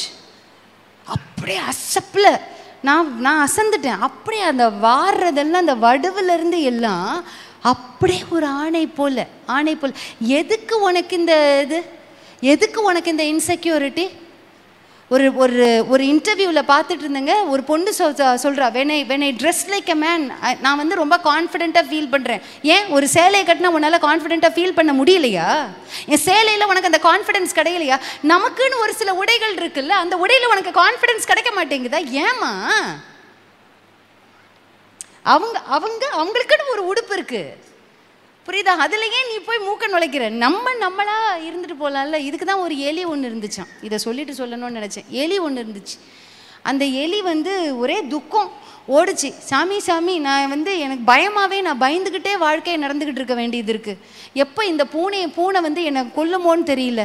என்னை வந்து உருமாத்திரு, நீ உருமாற்றி எனக்கு ஒரு பொண்ணை கல்யாணம் பண்ணி வச்சிரு. பாருங்க, கல்யாணம் வேணுமா? எனக்கு ஒரு பொண்ணை கல்யாணம் பண்ணி வச்சிரு அப்படின்னு சொல்லிச்சான். உனக்கு பொண்ணு தானே வேணும், நீ பூனையாக தானே மாறணும், ஆனால் உன்னை மாற்றிடுறேன் அப்படின்னு சொல்லிட்டு அப்படி சொன்ன உடனே அப்படி மாறிடுச்சு. ஒரே சந்தோஷம், கம்பீரமாக நடந்து வருது. பின்னாடி லொல் அப்படின்னு ஒன்று சத்தம் கேட்ட உடனே ஓடுது பூனை. ஓடுது இப்படி திரும்பி பார்க்குது. பின்னாடி நாய் துரத்திட்டு வருது. சாமி என்ன வேணும் உனக்கு? ஐயோ, நாய் துரத்துறது. நீ தானே பூனை மாதிரி ஆகணும்னு சொன்னேன். ஐயோ, என்ன நாய் எப்போவுமே துரத்திக்கிட்டு இருக்கு, எனக்கு அதை பார்க்க பயமாக இருக்கு. எனக்கு நாய் பொண்ணத்தா, என்னை நாயா மாற்று. சாமிக்கு தான் ஈஸியாச்சு. பட்டக் லொல்லுன்னு அது கத்துன அடுத்த நிமிஷம் பார்த்தீங்கன்னா அது தொண்டையில் ஒரு கஃப்பு மாதிரி ஒன்று போட்டாங்களாம். ஒரு மனுஷன் போட்டுட்டு, வாமா என் பின்னாடி வாலாட்டிகிட்டே வா அப்படின்னு. அது நான் சுதந்திரமாக இருக்க முடியாதா? சுத்த முடியாதா? இந்த ஆள் என்னை கூட்டு போகிற இடத்துக்கு தான் நான் போக முடியுமா? சாமி, என்ன ஒரு பொம்பளையை கல்யாணம் பண்ணி வை, எனக்கு என்னை மனுஷனாக மாற்று. நம்ம சாமிக்கு தான் எல்லாம் ஈஸியாச்சு. சோட்டாக் மனுஷனாக மாற்றிட்டார். அந்த மனுஷன் ஒரு வேர்வை சிந்தி உழைக்கிறதுக்காக என்ன பண்ணுறான், ஒரு அந்த ஈட்டி வெட்டு இது அதெல்லாம் எடுத்துகிட்டு போய் என்ன பண்ணுறான், அப்படியே போய்கிட்டு இருக்கான். காலையிலேருந்து உழைக்கிறான். என்ன உழைக்கிறான்? புல்டவுசர் இல்லாமல் அவனாக புல்டவுசராக மாதிரி உழைக்கிறான். அப்படியே மண்ணெல்லாம் தோண்டி ஒரு மலை பக்கத்தில் உட்காந்து எல்லாத்தையும் நோண்டிக்கிட்டு இருக்கான். அது பார்க்குது, என்னடா இது மனுஷனாவது ஏசி ரூமில் இருப்பான்னு பார்த்தா இவன் இந்த காலையிலேருந்து என்னோட மோசமாக இருக்கானே. சாமி, இவன் என்ன சாமி இவன் இப்படி இருக்கான் அப்படின்னு கேட்டோடனே இந்த மனுஷன் சொன்னானா, என்னை தடுக்கிறது இந்த மலைமா அப்படின்னானா. இந்த மலையை நான் தகர்க்கணும் அப்படின்னு சொன்னானா. உடனே சொல்லிச்சான், அப்போ இந்த மனுஷனுக்கு மேலானது மலை தான். சாமி, என்ன மலையா மாத்திரு அப்படின்னா. பூனை வேண்டாம், எலி வேண்டாம், நாய் வேண்டாம், மனுஷனும் வேண்டாம், மலையா மாத்திரு. மலை தானேப்லா, உன்னை மலையா மாத்திடுறேன். மலையா மாத்தியாச்சு. அங்கே பெரிய பெரிய பர்வதமாக நிற்குது. பர்வதமாக நின்ன உடனே அதுக்கு ஒரே சந்தோஷம். ஜாலி, நான் எல்லார காட்டிலும் மேலே நிற்கிறேன்னு கொஞ்ச நேரம் பார்த்துக்கிட்டு இருக்கிறதுக்குள்ளே அது வயிற்றுல யாரோ கிச்சு கிச்சு கிச்சு கிச்சு கிச்சுன்னு குடையுது. குனிஞ்சு பார்த்தா எலி ஓட்டை போட்டுக்கிட்டு வருது. என்னையா இது வம்பா இருக்கு, என்னையா வம்பா இருக்கு. இந்த மலை சாமியை பார்த்து சொல்லிச்சான், சாமி, இது என்ன இது இது குடஞ்சிக்கிட்டு இருக்குமா கிச்சிக்கிச்சா காமிச்சிக்கிட்டே இருக்கு நம்மள அப்படின்னு சொல்லிச்சான். ஆமாம், ஏன் எலினா ஓட்டை போட தான் செய்யும், அது அங்கங்கே மலையில் ஓட்டை போடும். ஏ சாமி, எனக்கு ஒரு பொம்பளை எலியை பார்த்து எலியாவே மாத்திரு. உன் மேன்மை உனக்கு எப்போ தெரியும்? உன் மேன்மை உனக்கு எப்போ தெரியும்? மற்றவங்கள பார்க்குறத விட்டுட்டு நம்மளுடைய பலத்தை பார்க்குறப்ப தான் நம்ம மேன்மை என்னன்னு தெரியும். எஸ் சொல்வோமா? நம்மளை பார்க்கணும். Who am I? நான் யார் அப்படின்றத நம்மளை பார்த்தா தான் நமக்குள்ளே இருக்கிற மேன்மை என்னன்றது தெரியும். இல்லைன்னா நமக்கு என்ன மேன்மை இருக்குன்றது தெரியவே தெரியாது. அதை நம்ம ஞாபகத்தில் வச்சுக்கணும். சரியா? அடுத்தது பார்த்தீங்க அப்படின்னாக்கா, பல காரியங்கள் நான் ஃபஸ்ட்டே சொன்னது போல் பல காரியங்கள் நம்ம வாழ்க்கையில் என்ன ஆகுதுனாக்கா மருவி அப்படியே மாறிக்கிட்டே வருது. அப்படியே வேறு மாதிரியாக மாறிக்கிட்டே வருது. அதுக்கு உதாரணம் ஒரு சில காரியங்கள் எல்லாம் எழுதியிருக்கிறேன். ஆனால் நம்ம எப்படி இருக்கோம்னா பேக் டு த ரூட்ஸ்னால் நம்ம ஆதியில் என்ன நம்ம படிச்சுக்கிட்டோமோ, என்னென்ன காரியங்களை வளர்க்கப்பட்டோமோ அதிலே நம்ம ஸ்ட்ராங்காகவும் ஸ்டடியாகவும் இருந்தோம் அப்படின்னாக்கா பிரச்சனையே இல்லை. நம்ம கொஞ்சம் மாற்றிக்கிட்டே இருப்போம்னா, ஒவ்வொரு காரியத்தில் மாற்றிக்கிட்டே இருப்போம்னா நமக்கு கடைசி பரியந்தமும் நமக்கு பிரச்சனை இருந்துக்கிட்டே தான் இருக்கும். அதை நீங்கள் மனசில் வச்சுக்கோங்க. சரி, ஒரு பெண் என்பவள் யார் அப்படின்னு பார்த்தீங்கன்னா வேதத்தில் நிறையா கொடுத்துருக்கு. ஆணுக்கு துணையாக பெண் கொடுக்கப்பட்டாள். பெண்கள் நல்லா ஞாபகத்தில் வச்சுக்கோங்க. அடுத்தது, பிள்ளைகளை நல்லா பெற்றெடுத்து நல்லொழுக்கமுள்ள பிள்ளைகளாய் சமுதாயத்திற்கு சபைக்கு வளர்த்து தரும்படியாய் பெண்களை கொடுத்தார். அப்போ வேலைக்கெல்லாம் போகக்கூடாதா? இல்லை, அப்படியெல்லாம் இல்லை. நீதிமொழிகள் 31 வேலையும் செய்யலான்னு போட்டிருக்கு. வேலை செஞ்சுக்கிட்டே பிள்ளைகளையும் கவனிக்கணும். இரவிலே அவள் விளக்கு அணையாது இருக்கும். அவள் எப்படி இருக்கா? வியாபார கப்பலை போலவும் இருக்கா. எப்படி இருக்கிறா? தான் குடும்பத்தையும் பத்திரமா பார்த்துக்கிறா. வேலைக்கு போகிறவங்க போங்க இல்லைன்னு சொல்ல வரல. அதெல்லாமே பைபிளில் இருக்கிற காரியத்தை செய்யலாம், தப்பு இல்லை. ரெண்டுத்தையும் பேலன்ஸ் பண்ண முடியுதா? ஓகே. பேலன்ஸ் பண்ண முடியலையா? உட்காந்து நீங்கள் யோசிச்சு தான் ஆகணும். நாலாவதாக ஒரு காரியத்தை ஆண்டவர் சொல்கிறாரு. சங்கீதம் 128:3 பெண்கள் எப்படி இருக்கணுமா? உன் மனைவி வீட்டு ஓரங்களில் கனி தரக்கூடியவள். வீட்டு நடுவில் கிடையாது, நாட் இன் த சென்டர். அதனால எனக்கு நடுவில் ஒரு போஷனை கொடு அப்படின்னு கேட்டோம்னா இட்ஸ் நாட் பிப்ளிக்கல் பா. Sorry, it's not biblical. அது வந்து வேதத்திற்கு உள்ளது கிடையாது. சரியா? அவர் எந்த போர்ஷன் வச்சிருக்காரோ அந்த போர்ஷனில் நம்ம இருக்கிறது நல்லது. அதுக்கு அடுத்தது ஒரு வார்த்தை ஒன்று சொல்லுவார். என்னென்னா, மூளையிலேருந்து கனி கொடுக்கணுமா. மூளையில் வளர்றதே கஷ்டம். மூளையில் வளர்றதே கஷ்டம். இதில் மூளையில் போய் கனி கொடுக்கணுன்னா எப்படி கனி கொடுக்க முடியும்? It's not possible. ஆனால் ஆண்டவர் சொல்கிறாரு, நீ மூளையில் இருந்தீங்கன்னா நீ கனி கொடுப்பா. You will bring forth fruit. ஏன்னா this is the word. அவரோட வார்த்தை வந்து பொய் சொல்லாது. சரியா? So we can do anything, everything அப்படின்னு தான் ஆண்டவர் சொல்கிறார். என்னவும் செய்யலாம். ஆனால் அந்த வார்த்தைக்கு உட்பட்டு நம்ம செய்யணும். ஒரு சில காரியங்கள் உங்கள்கிட்ட சொல்கிறேன். பெண்கள் முக்கியமாக, ஆண்களும் ஒரு சில பேர் இருப்பீங்க. சொல்கிறேன், உங்கள் கையில் கொடுக்கப்பட்டிருக்கிறதான பணங்களை நீங்கள் யூஸ் பண்ணுறீங்க. போன மாதம் சொன்னேன் buy one get one free. அது போன மாதமோட போயிட்டோம். அது முடிஞ்சிருச்சு. எப்படி நீங்கள் யூஸ் பண்ணுறீங்க? ஒரு சின்ன ஒரு ஃபார்முலா ஒன்று சொல்லித்தர்றேன் பாருங்களேன். ஒரு 10,000 வருது அப்படின்னாக்கா முதல்ல செய்கிறது என்ன? தசமபாகம். ரெண்டாவது, என்ன நீங்கள் காணிக்கை எடுத்து வைக்கிறீங்களோ எடுத்து வச்சுருங்க. மூணாவது, சேவிங்ஸ். இன்றைக்கி ஒரு சில குடும்பங்களில் பார்க்குறோம், உண்மையிலே ஒரு சில காரியங்கள் என்னென்னா, கைக்கு மீறின செலவு. அது பிள்ளைகளுடைய படிப்பாக இருக்கட்டும், ஒரு சில காரியங்களாக இருக்கட்டும், அவங்களால முடியாமல் படிக்க வைக்கிறாங்க. அதுவும் படிக்க வைக்கிறது எப்படி? 1 லட்சம் 1.5 லட்சம். அம்மா, நான் அதுக்கெல்லாம் எதிரி கிடையாது. கையில் இருந்தால் செலவு பண்ணுங்க. கையில் இல்லாத பட்சத்தில் நம்ம ஞானமாக செலவு பண்ணணும். கையில் எங்கே இருந்தாலும் படிப்பு தான். எங்கே இருந்தாலும் படிக்கிற பிள்ளை படிக்கும். தாய் பக்கத்தில் உட்காந்தா போதும், படிச்சிரும் அந்த பிள்ளை. உங்கள் கைக்கு மீறி செலவழிக்காதீங்க பிள்ளைய. எனக்கு பிள்ளைகள்லாம் பிறந்தப்ப நான் எனக்குள்ள மனசுக்குள்ளே யோசித்தது வந்து ஒரு சோஷியல் பிஹேவியருக்காக தான் ஸ்கூலில் போகணுன்னு. ஏன்னா அங்கே போன உடனே அவங்க வந்து ஏபிசிடி சொல்லு அப்படின்னாங்க. எனக்கு மனசுக்குள்ளே என்ன தெரியுமா வந்து, யோ ஏபிசிடி சொல்லி கொடுக்குறது நீ தான் கற்றுக் கொடுக்கணும், ஏபிசிடி சொல்லு நான் கற்றுக் கொடுத்துருக்கணுமா, நான் டீச்சரா நீ டீச்சரான்னு உள்ளத்துக்குள்ளே நினச்சிக்கிட்டேன். சொல்ல முடியாதுல்ல. கோங்கோமாக வந்தது ப்ரீகேஜியில் கொண்டு போய் போடுறப்ப. அப்புறம் கலர் எல்லாம் வச்சு பிள்ளைங்க சொல்லிட்டாங்க வீட்டிலே கற்றுக் கொடுத்ததுனால, இது சொல்லு அப்படின்னு சொல்லி இப்படி வரும்ல, இப்படி ரவுண்டாக இப்படி இருக்கும்ல, இப்படி இருக்கும். அது சொல்லுது ரெட் எல்லோ அப்படின்னாட. பாவிகளா, இதெல்லாம் நீங்கள் சொல்லி கொடுக்கணும். வெக்கமே இல்லாமல் மேலே வச்சுட்டு பிள்ளைய சொல்லுன்றீங்க. அப்போ நான் தானே டீச்சரு. நான் வந்து இந்த 4th ஸ்ட்ரீட்டில் இப்போ 7th டேயில் தான் போட்டினேன் பிள்ளையில், 2 பிள்ளைங்களையுமே ப்ரீகேஜி மட்டும். ஏன்னா எனக்கு பக்கத்துலேயே இருக்கணும். சின்ன பிள்ளைங்க அழுதா வந்து போய் நான் கார் எடுத்துகிட்டு ரொம்ப தூரம்லாம் போயெல்லாம் கூட்டிகிட்டு வர முடியாது. சேர்க்க முடியாதுன்னு இல்லை, சேர்க்க முடியும். ஆனால் எனக்கு இது போதும் அப்படின்னு பட்டுச்சு. ஒரு ஸ்கூல் அதுக்கப்புறம் எல்கேஜியில் வந்து ஒரு மெட்ரிகுலேஷன் ஸ்கூல், 2 பிள்ளைகளும் ஸ்டேட் போர்டில் தான் எழுதுனாங்க. எந்த விதத்துலையும் குறைவுபடலை.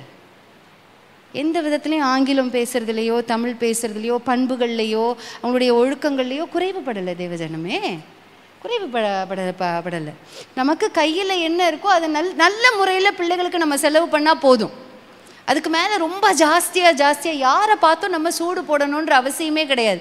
அவங்க போட்டிருக்காங்க அதனால அந்த ஸ்கூலில் போய் போடலாம், இந்த ஸ்கூலில் போய் போடலாம், அப்படி பண்ணாதீங்க. நான் வந்து என்னுடைய சொந்த உதாரணத்தை தான் நான் உங்களுக்கு எடுத்து சொல்கிறேன். ஒரு 8வது படிக்கிறப்ப என் மகன் 8வது, என் மகன் 7வது, பக்கத்தில். அவன் 2002, இவன் 2003 பிறந்துட்டாங்க 2 பேரும். அதனால் 8வது 7வது படிக்கிறப்ப சிபிஎஸ்சி வந்துச்சு அவங்க ஸ்கூலில். அப்போ கேட்டாங்க, டீச்சர்ஸ் கேட்டாங்க, பிரின்சிபல் கேட்டாங்க, எங்களெல்லாம் உட்கார வச்சு. அப்போ என் கணவர் என்கிட்ட கேட்டாங்க, உனக்கு இதே போர்டில் இருக்கணுமா இல்லை சிபிஎஸ்சியில் இருக்கணுமா? இதே போர்டில் இருக்கட்டும், நம்ம நல்லா தானே இருக்கிறோம், நம்ம மெட்ரிக்கில் தானே படித்தோம், நம்ம நல்லா தானே இருக்கிறோம். எப்படியும் நான் தான் கற்றுக் கொடுக்க போகிறேன், அவங்க ஒன்றும் பண்ண போகிறதில்ல. நம்ம காசை தான் கொடுக்குறோம். காலையிலேருந்து சாயந்தரம் பிள்ளைங்க அங்கே உட்காந்துட்டு வர்றாங்க, அவங்க செய்கிறத செய்கிறாங்க. நான் தப்புன்னு சொல்லலை, ஏன்னா ஒரு சில டீச்சர்ஸும் இங்கே இருப்பீங்க, அதனால் உங்களை கனப்படுத்துகிறோம், ஸ்கூல்ஸ் வச்சுருக்கிறவங்களை கனப்படுத்துகிறோம், காலேஜ் என் மேலே கோவப்பட்டுறாதீங்க. ஆனால் வந்து நீங்கள் யோசிச்சு பாருங்களேன், பேசிக் ப்ரிலிமினரி வீட்டில் தானே கற்றுக் கொடுத்து கூப்பிட்டு போகிறோம். அந்த உண்மையை தயவு செஞ்சு ஒத்துக்கோங்கப்பா, யாராக இருந்தாலும். நாங்கள் தானே கற்றுக் கொடுத்து கூப்பிட்டு வரோம் மதர்ஸு. ஒரு எஸ் சொல்லுங்களேன், எல்லாரும் சொல்லிடுங்களேன். பாருங்கள் எல்லாரும் சொல்லிட்டாங்க, சரியா? அதனால் பிள்ளைகளுக்கு எதுவாக இருந்தாலும், இது வந்து நான் வந்து சேமிப்பை பற்றி சொல்கிறேன். சேமிப்பு அடுத்தது உங்கள் குடும்பத்துக்கு எது தேவையோ அதை நீங்கள் பார்த்து அதை முதல்ல வச்சுக்கோங்க. உங்களுக்கு போய் தான் மற்ற காரியங்களில் நீங்கள் வந்து உதவி செய்கிறதோ எதுவாக இருந்தாலும், புரியுதா? உதவி செய்யலாம், நான் செய்ய வேண்டான்னு சொல்ல வரல. உங்களை கை மீறி நீங்கள் செஞ்சீங்க அப்படின்னாக்கா உங்கள் கை கடிக்க ஆரம்பிச்சிடும். ஜாடிக்கேற்ற மூடியாக இருக்கணும். வரவு செலவு ஒன்று, வரவுக்கு மேலே செலவுகள் அதிகப்படுத்தினீங்க அப்படின்னாக்கா அது வேதத்திற்கு முரணானது. ஞானமாக இருக்கணும். நான் என் வார்த்தையை சொல்லலை, வேதத்திற்கு முரணான காரியத்தை வீட்டில் நம்ம செய்கிறப்ப உங்கள் வீட்டுக்குள்ளே பிரச்சனைகள் இருக்கும். கண்டிப்பாக இருக்கும்ப்பா, கண்டிப்பாக இருக்கும். வேதத்துக்கு புறம்பானதை செய்யவே செய்யாதீங்க.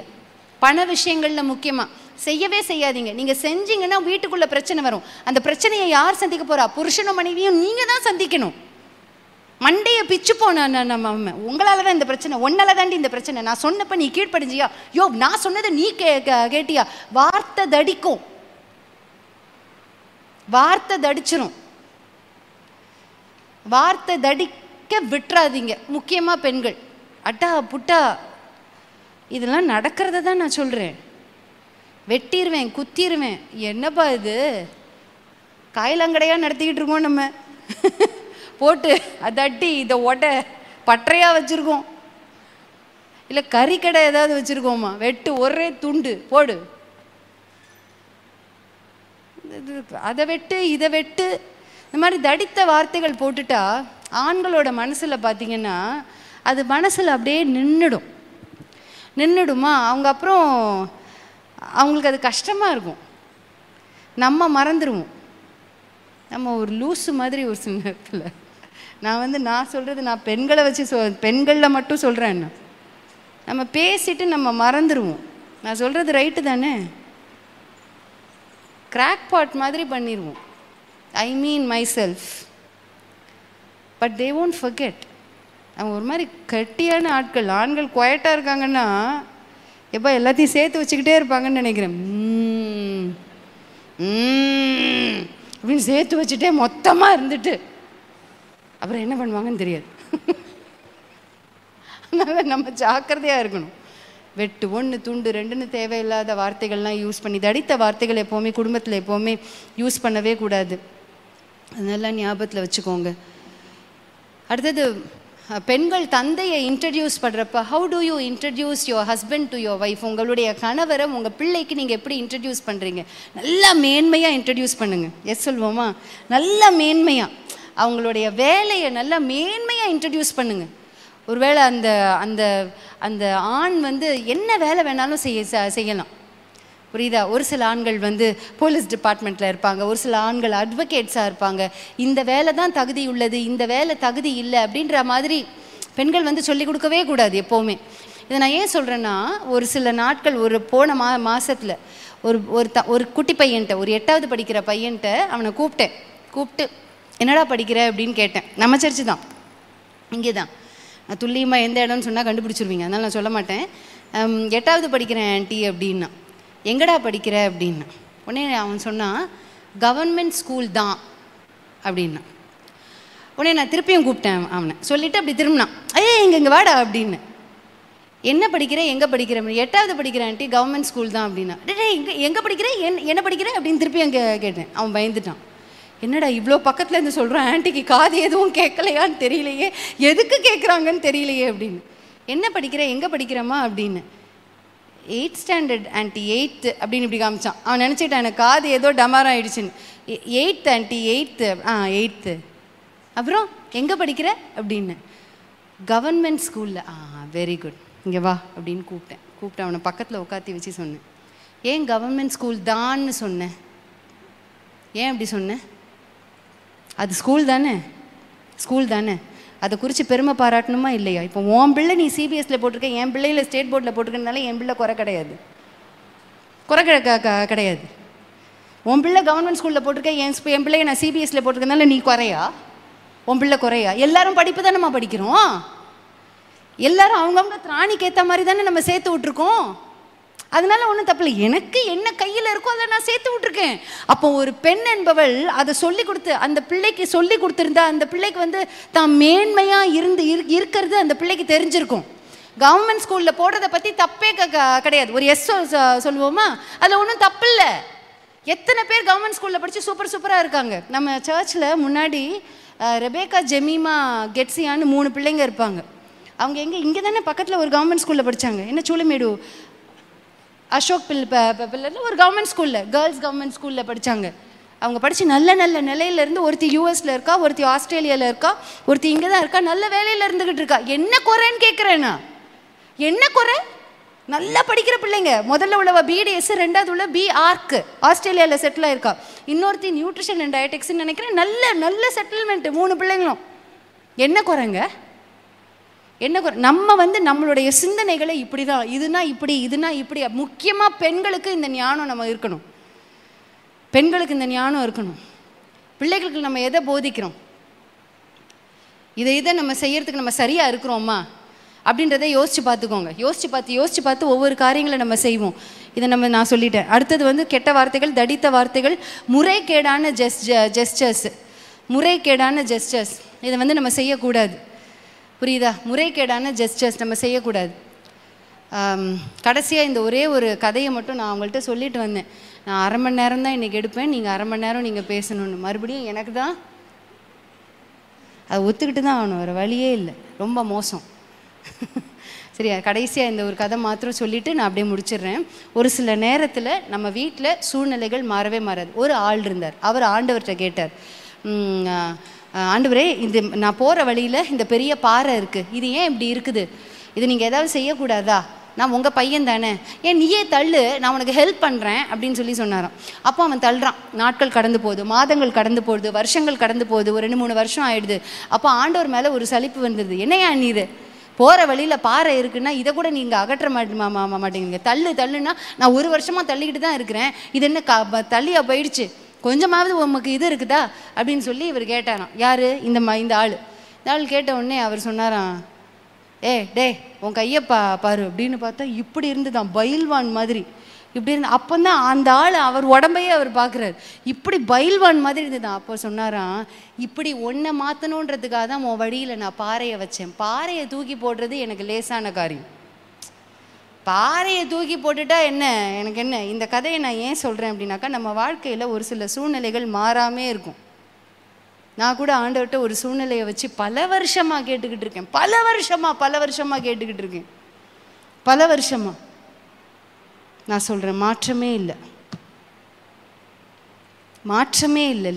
இந்த கதையில் மாறல் போட்டிருந்தது, பாறையை நான் எடுக்க மாட்டேன்டா, உன்னை பலப்படுத்துவேன். அப்போ அப்படியே ஆண்டவர் எனக்குள்ளே பேசினார், இந்த சூழ்நிலை அப்போ இப்படியே தான் இருக்கும். என்ன நீங்கள் எப்படி பலப்படுத்துறீங்க, என்னை விசுவாசத்தில் ஒரு படியிலேருந்து அடுத்த படியிலேருந்து என்னால் சொல்ல முடியும். போன வருஷம் இருந்த மாதிரி நான் இந்த வருஷம் இல்லை, 10 வருஷம் இருந்த மாதிரி நான் இந்த வருஷம் இல்லை. 10 வருஷத்துக்கு முன்னாடி நான் அழுதுகிட்டு இருந்தேன் அதே சூழ்நிலையை வச்சு.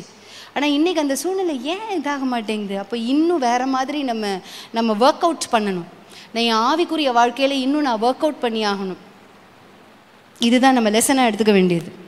இது ஏன் சூழ்நிலை மாறல இல்லை, அந்த சூழ்நிலை ஏன் மாற்றலை அப்படின்னாக்கா, it is making you stronger and stronger. அதை மறந்துடாதீங்க. ஸோ பெண்கள் என்ன செய்யணும், ஆண்கள் என்ன செய்யணும் அப்படின்றத இதில் நிறைய ஜஸ்ட்டு சொல்லிட்டேன். கர்த்தர் நம்மோடு இருந்து நம்மை பலப்படுத்தி ஆசீர்வதிப்பாராக. ஒவ்வொரு காரியத்தை ஒவ்வொருத்தர் செய்ய தேவன் அபிஷேகம் பண்ணியிருக்கிறார், அழைத்திருக்கிறார். அதை நம்ம பாராட்டணும், மெச்சிக்கொள்ளணும். உண்மையாக போன வாரம் ஒரு சபையில் எங்களை கூப்பிட்டுருந்தாங்க. முதல் தடவையாக கப்பிள்ஸ் மீட்டிங்க்கு வரணும் அப்படின்னு சொல்லி ஆகஸ்ட் 15ஆம் தேதி அந்த சபையில் இருக்க பிரியாவை தான் முதல்ல புக் பண்ணாங்க. ஆக்சுவலி நான் சொன்னேன், யூ கண்டினியூ யுவர் மினிஸ்ட்ரி, உங்களை தான் கூப்பிட்டுருக்குறாங்க, அதனால் நீங்கள் போய் கர்த்தர் அங்கே கொடுத்த ஊழியத்தை செய்யுங்க அப்படின்னு சொல்லியிருந்தேன். அப்புறம் அந்த பாஸ்டர் என்னோட பேசினார், நீங்களும் வரணும் பாஸ்டர் அப்படின்னு கேட்டார். சரி, அங்கே என்ன பண்ணணும் அப்படின்னு கேட்கும்போது 4 மணி நேரம் நீங்கள் பேசணும் அப்படின்னாங்க. நான் 4 மணி நேரம் எங்கேயுமே பேசினது கிடையாது. சொன்னாங்க பார்த்தீங்களா ஆண்கள் எப்படி. அப்போ அந்த பாஸ்டர் அங்கே உள்ள மொடாலிட்டி எல்லாம் அவர் என்கிட்ட தெரியப்படுத்தினார். இப்படி அப்படின்னு சொன்ன பிறகு நான் பிரியாட்ட போய் சொன்னேன், 4 மணி நேரம் பேச சொல்கிறாங்கப்பா, அதை அவங்க ஒரு பெரிய ஒரு பொருட்டாகவே எடுக்கல. ஆனால் இதை சொன்ன பிறகு நானும் யோசித்தேன், எப்படி இந்த 4 மணி நேரத்தை ஹேண்டில் பண்ண போகிறோம். அப்போ கர்த்தர் அழைச்சாருன்னா அதுக்குரிய வழிவாசலெல்லாம் ஆண்டவர் திறப்பார். அங்கே நடந்தது என்ன தெரியுமா, 4 மணி நேரம் சிஸ்டர் பிரியா பேசினாங்க, நான் 1 மணி நேரத்தில் நான் முடிச்சிட்டேன். அவங்க சொன்னதை விட அதிகமாக 1 மணி நேரம் நாங்கள் எடுத்துட்டோம். அவங்களுக்கு தேவைப்பட்டுச்சு அந்த மாதிரி. அப்போது இப்படி இந்த மாதிரி ஆயத்தப்படணும்னா அது சும்மா சட்டுப்புட்டுன்னு வந்துடாது. அதுக்கு உட்காந்து ப்ரிப்பேர் பண்ணணும், உட்காந்து யோசிக்கணும். யோசித்து ஆண்டவரே நீங்கள் என்ன சொல்ல விரும்புகிறீங்க அப்படின்னு கேட்கணும். கேட்டு அவ்வளோ நேரம் பேசணுன்னா இட் டேக்ஸ் டைம். அதனால் அதுக்கு அவ்வளோ ஆயத்தத்தோடு அவங்க வந்திருந்தாங்க. இப்போ அதே மாதிரி இந்த கப்பிள்ஸ் மீட்டிங்லேயும் நான் பார்க்குறேன், நான் ரொம்ப டயர்டாக நேற்று உள்ள மீட்டிங்க்கெலாம் அவ்வளோ ஆயத்தப்பட்டு இன்றைக்கி காலையில் அது என்னுடைய வேலை. அதுக்கெலாம் ஆயத்தப்பட்டு ஒரு சாப்பிட்டுட்டு ஒரு 1:45 போய் படுத்தேன். படுத்துட்டு சரி கொஞ்ச நேரம் நான் பார்க்குறேன், கொஞ்ச நேரத்தில் நான் போயிட்டு வரேன்ப்பா. 3 மணிக்கு என்ன வேலை, சபையில் போய் நான் உட்காந்து ஜெபிச்சு கொஞ்சம் ஆயத்தப்படுத்தணும். அப்போ எந்த வேலையை செய்கிறதுக்கு ஒரு ஆயத்தம் தேவையாக இருக்குது. அதை செய்யும்போது கர்த்தர் அதை ஆசீர்வதிப்பார். ஊழியம் மாத்திரமல்ல, நம்ம செய்கிற எந்த வேலையிலையும் it takes a time of preparation. அதில் ஒரு மகிமை எப்பொழுதுமே கர்த்தருக்குள்ளாக தங்கியிருக்கும். கர்த்தருக்கு ஸ்தோத்திரம் உண்டாவதாக. அது ஆசீர்வாதமாகவும் இருக்கும். ஸ்தோத்திரம். இந்த நேரத்தில் நான் என்னுடைய டாபிக்கு இப்போ வரேன். பிள்ளைகள் வளர்ப்பு அப்படின்றதுல அதே நேரத்தில் நம்மளோடையும் அது அசோசியேட்டடாக இருக்குது. போன தடவை போன மாதம் L for let it be அப்படின்னு சொல்லி சொன்ன சில காரியங்களை அனுமதிச்சிருந்தோம். பிள்ளைங்களுக்கு சில வேளையில் போர் அடிக்கும். Boredom is a great teacher அப்படின்னு சொன்னேன். அதுலேருந்து அவங்க புது புது காரியங்களை பிள்ளைகள் கற்றுக்கொள்ளுவார்கள் அப்படின்னு நான் அவங்களுக்கு சொன்னேன். இப்போ நம்ம அடுத்த ஒரு எல்லை நம்ம ஹேண்டில் பண்ண போகிறோம். இந்த எல் என்னன்னு கேட்டிங்கன்னா L for lying. L for அப்படின்னா என்னது? பொய் சொல்கிறது. பொய் சொல்கிறது எந்த வயசில் ஆரம்பிக்குதுன்னு நினைக்கிறீங்க நீங்கள்? ஒரு 15 வயசு வரணுமா? எப்போ ஆரம்பிக்கும்னு நினைக்கிறீங்க? என்ன சிஸ்டர் வசந்தி டீச்சர் சொல்லுங்கள். 1 இயர்லேயே ஆரம்பிச்சிருதா? அப்படியா? பேச ஆரம்பித்ததுலேருந்து வரும் அப்படின்னு அப்படி எடுத்துக்கலாம். இல்லை, பேச ஆரம்பித்ததுலேருந்து என்ன பேசுகிறதுக்கு மாத்திரம் நம்ம கற்றுக் கொடுக்குறோம். பொய் சொல்கிறதுக்கு பிள்ளைங்களுக்கு அதெல்லாம் அவங்களே கற்றுக்குறாங்க. அவங்களுக்கு யார் கற்றுக் கொடுத்தா? பைபிள் படி. ஆதாமுடைய வித்து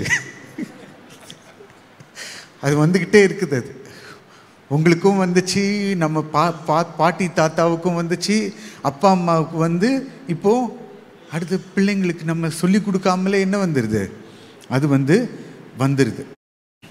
ஆனால் பொதுவாக அது ஓரளவுக்கு அந்த பொய் சொல்கிறது எப்போ தெரியும்னா ஒரு 3 வயசு 4 வயசில் அது தெரிய ஆரம்பிக்கும். பெற்றோர்களுடைய ரெஸ்பான்சிபிலிட்டி பிள்ளைகளை வளர்க்குறதுல 18-20 வயசு வரைக்கும் நம்ம அவங்கள கண்காணிச்சுக்கிட்டே இருக்கிறோம். எதில் உண்மை பேசுகிறாங்க, பொய் சொல்கிறாங்க அப்படின்றதெல்லாம் நம்ம பார்த்து கொண்டு இருக்கிறோம்.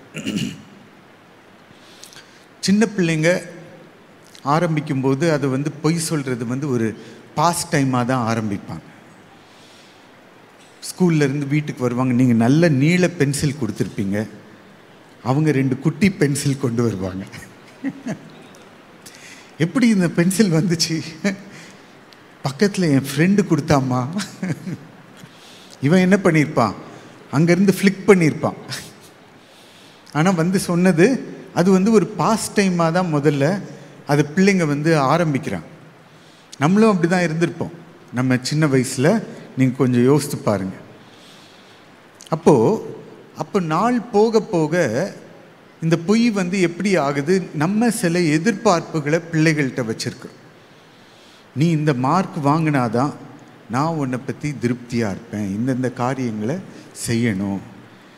அப்போ அந்த பொய் எப்போ வருதுன்னா, அந்த எதிர்பார்ப்பை நிறைவேற்ற முடியாத அந்த பட்சத்தில் பிள்ளைகள் பொய் சொல்கிறாங்க. அதை நம்ம அக்செப்ட் பண்ணிக்கணும். சில வேளை நம்ம எதிர்பார்ப்புகள் ரொம்ப ஹையாக இருக்கும். அந்த பிள்ளைகள் அதை மீட் பண்ண முடியாத பட்சத்தில் அவங்க தங்களையே நான் ஒரு தோல்வியாளர் அப்படின்னு நினச்சிருவாங்க. I am a failure. ஏன்னா அப்பா அம்மா இந்த மாதிரி என்னை குறித்து எதிர்பார்க்குறாங்க, என்னால் இதை நிறைவேற்ற முடியவில்லை அப்படின்னு சொல்லி அந்த பொய்யை நம்ம அந்த பிள்ளைகள் அவர்கள் எடுத்துக்கொள்ளுகிறார்கள். இதை நம்ம டீல் பண்ணும்போது சில பேர் என்ன பண்ணிடுறாங்க, சில பெற்றோர் அந்த சின்ன வயசில் அந்த பிள்ளைங்க பொய் சொல்லும்போது, நீ இந்த வயசுலேயே இப்படி பொய் சொன்னால் வளர்ந்தா நீ ஒரு கிரிமினல் ஆகிடுவ. என்ன வார்த்தை எங்கே யூஸ் பண்ணுறோம்? ஒரு பொய்க்கு என்ன பண்ணுறோம் பிள்ளைங்க? நம்ம கொஞ்சம் யோசித்து பார்க்கணும், என்ன பொய்லாம் நம்ம சொல்லியிருக்கிறோம். அப்படி நம்ம என்ன கிரிமினல் ஆகிட்டோம். அப்போது அந்த நேரத்தில் அப்படிப்பட்ட வார்த்தைகளை பயன்படுத்தாதபடிக்கு சில வேளையில் பிள்ளைங்க என்ன பண்ணுவாங்க, வீட்டில் இருக்கிற சில பொருளை உடைச்சிருவாங்க. ஒரு பல்பை உடைச்சிட்டாங்கன்னு வச்சுக்கோங்க. அவங்க விளையாடி பால் எல்லாம் போட்டு இதெல்லாம் நடக்கும், எல்லா வீட்லேயும் நடக்கக்கூடியது. அப்போ அந்த பிள்ளை வந்து கேட்குறீங்க, இது எப்படி உடஞ்சிது? எனக்கு தெரியாதும்மா, எனக்கு தெரியாதுப்பா, எப்படியோ உடஞ்சிருச்சு. நம்மளா கிரிக்கெட் விளையாடுவோம் வீட்டில் உடையிறதுக்கு. அப்புறம் தெரியுது இந்த பிள்ளையின் மூலமாக தான் இது நடந்திருக்குது. ஆனால் அது பிள்ளை வந்து ஒத்துக்க மாட்டேங்குது. எங்கள் வீட்டில் நாங்கள் வீடு புதுசாக வரும்போது எங்களுக்கு பிரியாவுடைய அப்பா வந்து ஒரு டிவி கிஃப்ட் பண்ணாங்க. நாங்கள் டிவி பார்க்குறதே கொஞ்சம் குறைவு. அப்போ தான் அந்த ஃப்ளாட் டிவிலாம் வந்துச்சு, 2017 வருஷம். எப்பயாவது அதை உட்காந்து பார்ப்பேன். திடீர்னு அந்த டிவி பக்கத்தில் வந்தால் அங்கங்கே கிராக் விட்டுருக்குது ஸ்க்ரீனில். நல்ல காஸ்ட்லியான டிவி. என்னன்னு பார்த்தா நம்ம பிள்ளைங்க ஃபுட்பால் விளையாடி அடி அங்கே மேலே அங்கே ஸ்க்ரீன் வந்து கிராக் விட்டுருச்சு. நான் பிள்ளைங்கிட்ட கேட்டேன், ஒத்துக்கிட்டாங்க. நாங்கள் தான் அடித்தோம் டேடி, அடித்து நாங்கள் எல்லோரும் 4 பேர் விளையாடினோம், ஃபுட்பால் ஹாலில் விளையாடினோம். அவங்க அடித்த அடி அங்கே டிவி இதாகிடுச்சு. உங்களுக்கு அதை பற்றி இது இல்லையான்னு கேட்டேன். ஓ நோ ப்ராப்ளம் டேடி அப்படின்ட்டாங்க. நாங்கள் டிவிலாம் பார்த்து தான் ஆகணும்னு தேவையில்லை. ஏன்னா அப்போ என்ன ஆயிடுச்சு, செல்ஃபோன்லாம் வர ஆரம்பிச்சிருச்சு. அந்த டிவி அத்தனை வருஷம் அதே இடத்துல இருந்து போன வாரம்தான் 400 ரூபாய்க்கு ஒருத்தர் கொண்டு போனாங்க.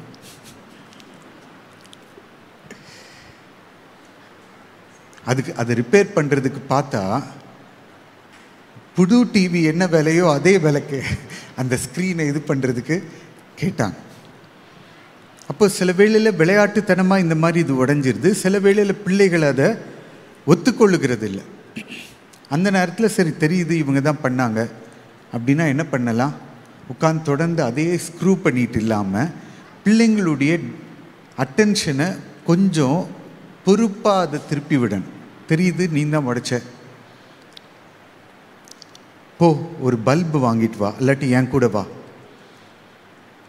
சொல்ல வேண்டாம், நீ தான் உடைச்ச, அந்த பல்பை அங்கே ரீப்ளேஸ் பண்ணணும், அதுக்கு என்ன பண்ணணும் அப்படின்னு அந்த பிள்ளையை கூட்டிகிட்டு போகணும்.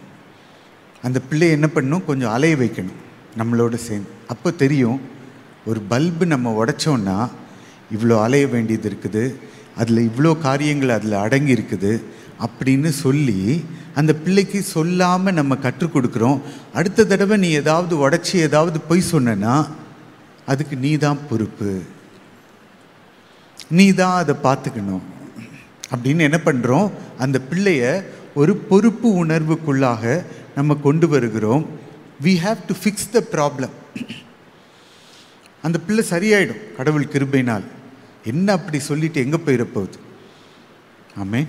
வீட்டில் இருக்குது, சண்டே ஸ்கூலில் இருக்குது, சர்ச்சுக்கு வர்றாங்க பிள்ளைங்க. அப்படி நம்ம கட்டுக்கு மீறி அந்த பிள்ளை கிரிமினலாக மாறாது. ஆமென், ஸ்தோத்திரம். அதனால் நல்ல வார்த்தைகளை யூஸ் பண்ணுங்க. என் பிள்ளைகள் கர்த்தரால் போதிக்கப்பட்டிருக்கும், என் பிள்ளைகள் நல்லா இருப்பாங்க, நீங்கள் நல்ல பிள்ளைகள் அப்படி சொல்லி அந்த பிள்ளைங்களை வளருங்க. அவங்க நல்லா இருப்பாங்க, சந்தோஷமாகவும் இருப்பாங்க. நீங்கள் என்ன சொல்கிறீங்களோ அது நடக்கும். அந்த பிள்ளைகளுடைய வாழ்க்கையில் அது வந்து நடக்கும். சில வேளையில் நான் வாக்கிங் போகும்போது அநேக நேரத்தில் அந்த குட்டி பூனையை தூக்கிட்டு போவேன். அந்த பர்ஷியன் கேட் ஃப்ளஃபி, அது தூக்கிட்டு போய் நான் அதை விட்டுருவேன். திடீர்னு இந்தியன் கேட் வெளியில் இருக்கும், அதுக்கும் நாங்கள் ஃபீட் பண்ணுவோம். அதுவும் வரும், அதுவும் வந்த உடனே தடவி கொடுத்து அதை இது பண்ணி ஒரு நாள் நானும் என் மகனும் ட்ரை பண்ணோம், இந்த 2 பூனையும் ஃப்ரெண்ட்லியாக விடணுமே அப்படின்னு சொன்னோம். முதல் தடவை விட்டோம். இந்தியன் கேட் வந்து அந்த சின்ன பூனையை பார்த்து அது முறைக்குது. அப்புறம் 2ஐயும் கொண்டு வந்து விட்டு, you are a good bye, you are a good girl. அதுக்கு அது ஒரு சைக்காலஜி. இதெல்லாம் you are a good bye, you will do well, you are a good girl, come on.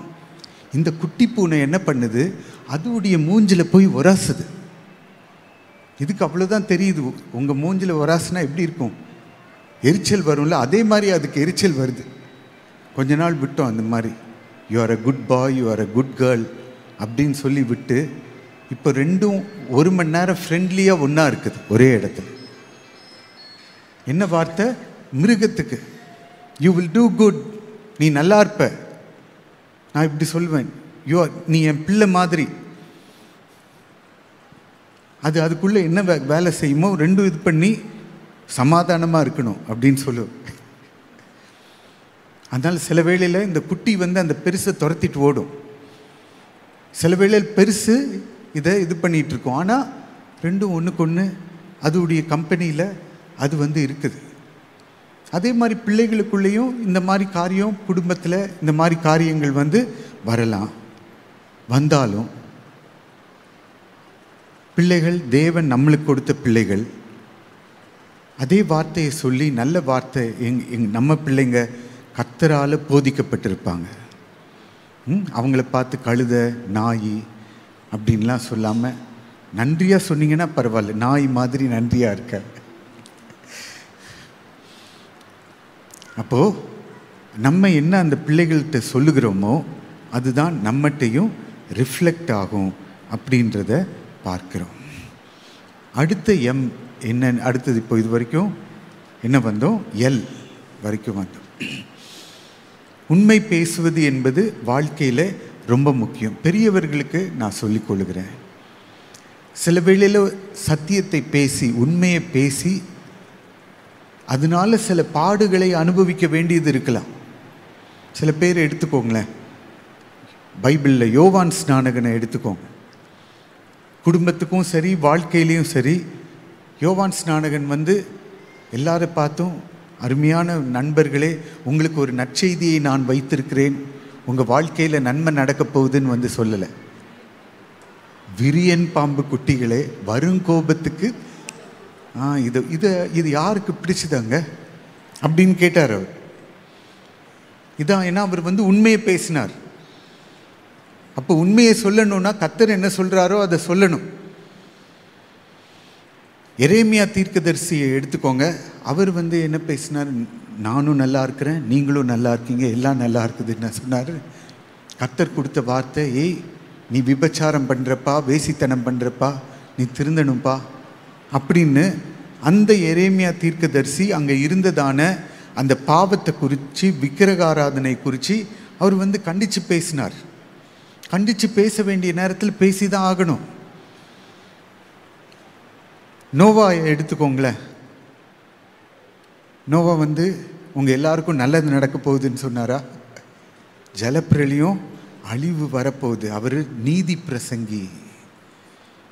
இயேசு கிறிஸ்துவும் பிரசங்கம் பண்ணார். என்ன பிரசங்கம் பண்ணார்? கீழே இருக்கிறதான அந்த மலர்கள், பூக்களை பாருங்கள், அது தானாக வளருது, பரமபிதா அவைகளையும் போஷிக்கிறார் அப்படின்னு சொல்லி இயேசு பிரசங்கம் பண்ணார். அதுக்காக அவரை தூக்கி சிலுவையில் அடித்தாங்களா? அதுக்காக அடிக்கலை. அதெல்லாம் ரொம்ப ஜென்டில் மெசேஜ். பரிசேயரை பார்த்து உங்களுக்கு ஐயோன்னாரு. ஆரம்பிச்சது அவருக்கு பீடை. வேத பாரகரை பார்த்து வெள்ளையடிக்கப்பட்ட இதெல்லாம் நார்மலாக வந்தது. அவர் இதெல்லாம் சொல்லி இருக்காவிட்டால் சிலுவைக்கு போயிருக்க மாட்டார். இயேசு பயங்கரமான மோட்டிவேஷனல் ஸ்பீக்கராக இருந்திருப்பார். இன்னைக்கு வரைக்கும் இருந்திருப்பார். இன்னைக்கு இருக்கிற சில மோட்டிவேஷனல் ஸ்பீக்கர்ஸ்லாம் இயேசுநாதர்கிட்ட தோற்று போயிருக்கணும். ஆமேன். நம்ம கிறிஸ்தவத்தில் நல்ல மோட்டிவேஷனல் ஸ்பீக்கர்ஸ் இருக்கிறாங்க. மோட்டிவேஷன் மாத்திரம் எப்பவும் உதவாது. சாப்பாடுன்னு ஒன்று இருந்தால் அதில் இனிப்பு இருக்கணும், புளிப்பு இருக்கணும், கசப்பு இருக்கணும், காரம் இருக்கணும். இது எல்லாம் சேர்ந்தது தான் ஒரு ஹோல் மீல். ஆமேன். அப்போ இதில் சத்தியம் இருக்கும். சில வேளையில் ஆண்டவர் ஊழியராகி என்கிட்ட சொல்லுவார், ஜனங்களுக்கு இனிப்பை கொடு. இன்னைக்கு ரொம்ப இதோடு வந்திருக்கிறாங்க, இன்னைக்கு நீ ஜனங்களை கண்டித்து உணர்த்த வேண்டும், வார்னிங் கொடு. இது ஒரு ஹோல்சேல். இது கர்த்தர் கொடுக்கிற வார்த்தை. ஒரு பிள்ளையை நேசிக்கிற தாய் எப்பவுமே சர்க்கரையை கொடுத்துட்டு இருக்க முடியாது. என்ன வைக்கும்? உள்ள பூச்சி தான் வைக்கும். ரவுண்ட் வேர்ம்ஸ், ரிங் வேர்ம்ஸ் வரும்ல. பிள்ளைங்க சொல்லுவாங்க, கொடையுதுமா. எதனால? சர்க்கரை ஜாஸ்தி ஆயிடுச்சு. அதை அடிக்கணுன்னா என்ன பண்ணுறது, கொஞ்சம் கசப்போ இஞ்சோ வேப்பலை அதெல்லாம் கொடுக்கணும். வேப்பலை கொடுக்கும்போது எப்படி இருக்கும், பிள்ளை வந்து இது பண்ணாது. நான் ஏன் சின்ன வயசில் ஞாபகம் இருக்குது, வாயே திறக்க மாட்டேன். எங்கள் அம்மா ஒரு ஆள் வாயை திறந்து இன்னொரு ஆள் சங்கில் ஊற்றி விடு. அப்போ மருந்துனா எப்படி, அப்படி தான் ஊற்றணும். அந்த பிள்ளைக்கு அது தெரியாது. ஆனால் அந்த பிள்ளை நல்லா இருக்கணும்னா அது அந்த மருந்தை சாப்பிட்டு ஆகணும். சில அந்த மாதிரி ட்ரிப்பை இது பண்ணும்போது அந்த இஞ்சி இந்த மாதிரி இது என்ன பண்ணும், சுரசம் உள்ளே போய் டீடாக்சிஃபை பண்ணும் பாடியை. நான் வளர்ந்ததுனால இப்போ அதுக்குரிய சயின்ஸ் வந்து தெரியுது. ஆனால் சில்ட்ரன் பிள்ளைக்கு என்ன தெரியும், ஏன் இப்படி போட்டு பாடுபடுத்துகிறாங்க அப்படின்னு. ஆனால் வளர வளர அந்த பிள்ளை வளர உண்மை பேசுகிறதுனுடைய முக்கியத்துவம் அந்த பிள்ளைக்கு தெரிய வரும். எடுத்த உடனே தெரியாது. அதனால் மெதுவாக தான் நம்ம அதை உட்காந்து சொல்லி கொடுக்கணும். அடுத்தது எம். இந்த வேலையில் இந்த எம்மோட நான் முடிச்சிடுறேன். எம் வந்து மீல் டைம்ஸ். சொல்லுங்கள் பார்க்கலாம். மீல் டைம்ஸ், குடும்பமாக ஒன்றா உட்காந்து சாப்பிட்றது. நம்ம குடும்பங்களில் சில வேளையில் இல்லை இது அநேக தினம். உங்கள் வீட்டில் அட்லீஸ்ட் ஒரு நாளைக்கு ஒரு தடவையாவது சேர்ந்து உட்காந்து சாப்பிட்றதுக்கு ட்ரை பண்ணுங்க. 3 வேளை முடியாது, ஒவ்வொருத்தருடைய வேலையும் அந்தந்த மாதிரி இருக்கும். 3 வேளையும் உங்களால் முடிஞ்சதுன்னா சல்யூட், கண்டிப்பாக அப்படி செய்யுங்க. நாங்கள் ஒன்றா தான் உட்காந்து சாப்பிடுவோம் பாஸ்டர் அப்படின்னு. எங்கள் குடும்பத்தில் முடியல. ஏதாவது ஒரு வேளையாவது குடும்பத்தில் எல்லாரும் உட்காந்து ஒன்றாக சாப்பிடுவது. இதில் என்ன நடக்கிறது, ஸ்கூலில் கற்றுக்கொள்ளாத காரியங்கள் எல்லாம் இந்த மீல் டைமில் பிள்ளைகள் கற்றுக்கொள்ளுவார்கள். என்ன கற்றுக்கொள்ளுவாங்க, பாத்திரத்தில் தனியாக உட்காந்து சாப்பிட்டா எப்படி இருக்கும் பிள்ளை, எல்லாம் எனக்கு. ஆனால் சேர்ந்து உட்காந்து சாப்பிடும்போது அந்த பிள்ளைங்க எல்லாருக்கும் ஒரு ஷேரிங் மென்டாலிட்டி எல்லாருக்கும் இருக்குதா, எனக்கு தேவையானதை நான் எடுத்துக்கிறேன், எடுத்துட்டு மற்றவங்களுக்கு பாஸ் பண்ணு. இது டீச்சர் சொல்லிக் கொடுக்க மாட்டாங்க. இந்த லெசன் இங்கே வீட்டிலையே ஆரம்பிக்குது, மீல் டைம்லேயே ஆரம்பிக்குது. அங்கே உட்காந்துட்டு என்ன பேசுறது, சில பெற்றோர் அங்கே தான் பிள்ளைங்க அவங்களுக்கு முக்கியமான கான்வர்சேஷன். ரிப்போர்ட் கார்டில் ஏன் மார்க் கம்மியாச்சு, எப்போ சாப்பிடும்போது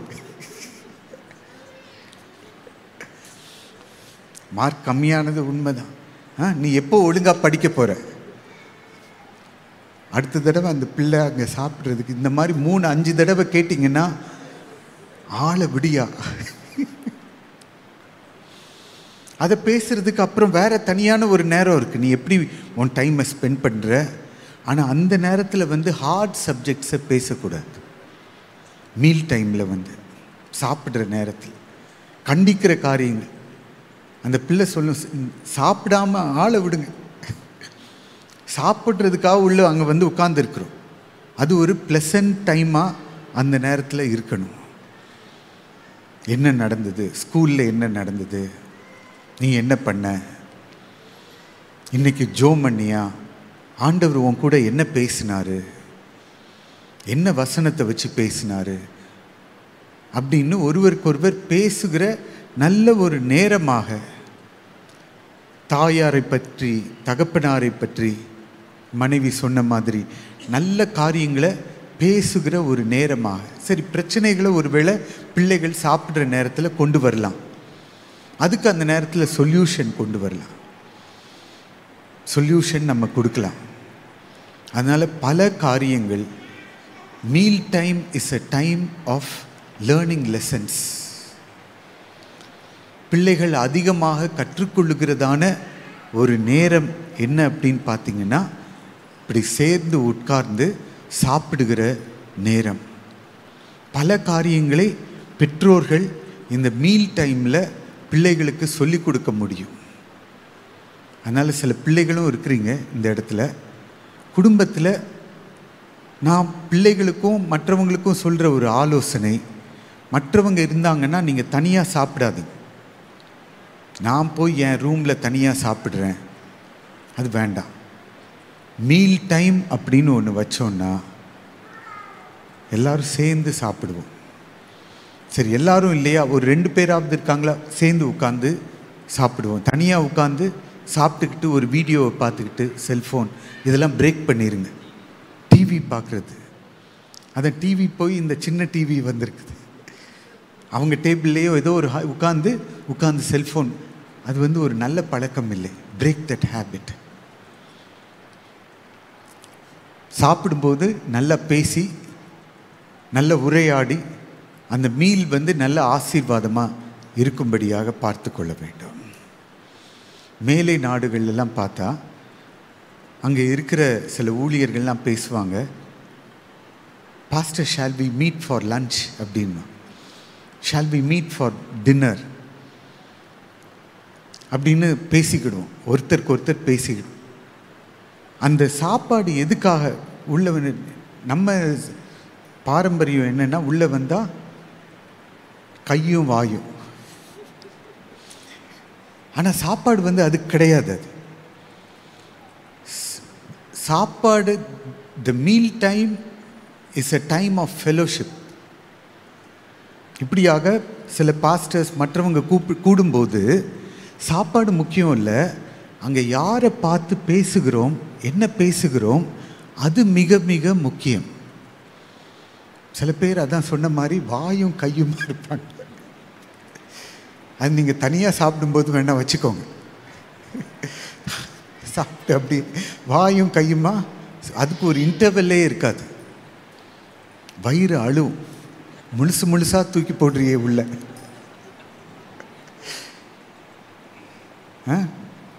டயட்ரிஷியன்ஸ்கிட்ட கேட்டு பாருங்கள், ஒரு தடவை நீங்கள் சாப்பாடை வாயில் உள்ளே போட்டிங்கன்னா அதை மென்று 20 தடவையாவது சவைக்கணும்னு சொல்லுவாங்க. நிறைய பேர் அதுக்கு டைம்லாம் கொடுக்கறதில்ல. அப்புறம் வயிறு எப்படி ஃபங்க்ஷன் பண்ணும்? இங்கே இங்கே ஆண்டவர் என்ன வச்சுருக்கிறார், உள்ள இங்கே எச்செல்லாம் வச்சுருக்கிறார். இது டைஜஸ்டிவ் என்சைம், மாஸ்டிகேஷன் அப்படின்வாங்க. ஒரு 20லேருந்து 30 தடவையாவது மென்று அந்த சாப்பாடை உள்ளே அனுப்பணும். அப்போ தான் அதோடைய டேஸ்ட் தெரியும். நீங்கள் கரெக்டான அளவும் சாப்பிடுவீங்க. அல்லாட்டி என்ன பண்ணுவோம், வேகமாக லபக்குன்னு உருண்டையெல்லாம் அள்ளி போட்டுட்டு தொந்தியெல்லாம் பெருசாகி. ஆனால் கரெக்டாக நீங்கள் இந்த மாதிரி நான் சொல்கிற மாதிரி நீங்கள் 20 தடவை சவைச்சிங்கன்னா அளவுக்கு அதிகமாக சாப்பிட மாட்டீங்க. மற்றவங்களோடு கூட வாய் விட்டு பேசுவீங்க. அந்த மீல் டைமில் நிறைய காரியங்கள் அந்த மீல் டைமில் ஃபேமிலிலையும் நடக்கும், வெளியில் மற்றவங்களோடு கூட சாப்பிடும்போதும் இப்படிப்பட்ட நல்ல காரியங்கள், நல்ல உறவுகளை கர்த்தர் வளர்த்து கொள்ள உதவி செய்வார். எந்த பிஸ்னஸ் மீட்டிங்கும் பாருங்களேன், நல்ல பிஸ்னஸ் சில மீட்டிங் ஒரு வேறு மாதிரி மீட்டிங் தண்ணி பார்ட்டி ஆகிடும். தண்ணி அடித்தா அப்புறம் என்ன ஆயிரும், புத்தி பேதலிச்சு போயிடும். ஆனால் சரியான பிஸ்னஸ் பேசுகிறவங்க அவங்க சரியான புத்தியோடு கூட நல்ல ஒரு ஹோட்டலில் மீட் பண்ணி நிறைய காரியங்களை அந்த டேபிளில் பேசுவாங்க. பல காரியங்களை அந்த சாப்பாடு நேரத்திலே சாதிக்க முடியும். அதே மாதிரி நம்ம குடும்பத்திலையும் அந்த சாப்பாட்டு நேரத்தில் ஒரு ஐக்கியம், நல்ல ஒரு ஐக்கியம், சமாதானம், பல காரியங்களை சொல்லி கொடுத்து கற்றுக்கொள்ளுகிற ஒரு நேரமாக நம்முடைய மீல் டைம் அமைவதாக. ஸ்தோத்திரம்.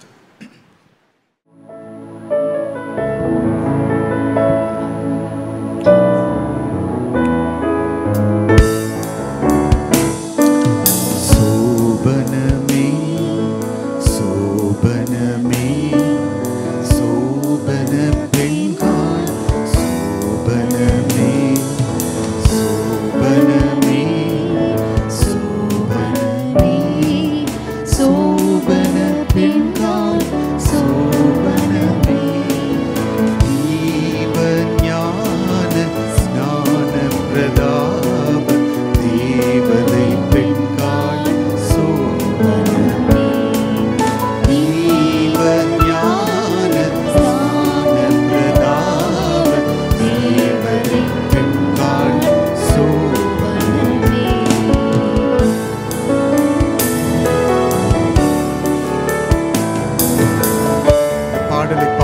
இப்பொழுது கர்த்தருக்காக நாம் காணிக்கை கொடுக்கலாம். சங்கை மணாளர்க்கு சோபனம் சோபனம், தாவீது மைந்தர்க்கு சோபனம் சோபனம்.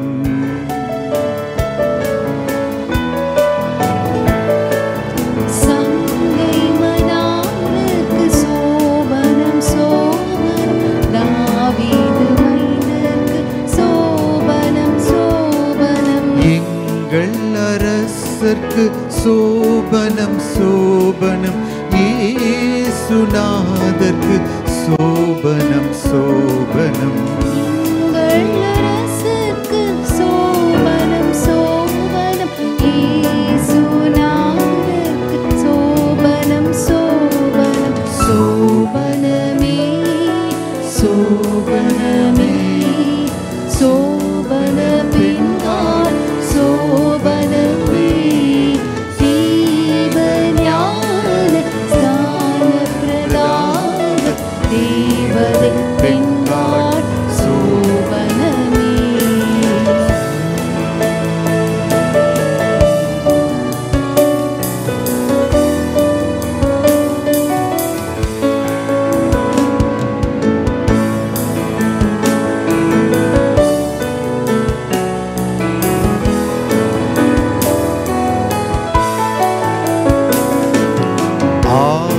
ஆட்டுக்குட்டிக்கு சோபனம் சோபனம், அவர் மனைவிக்கு சோபனம் சோபனம்.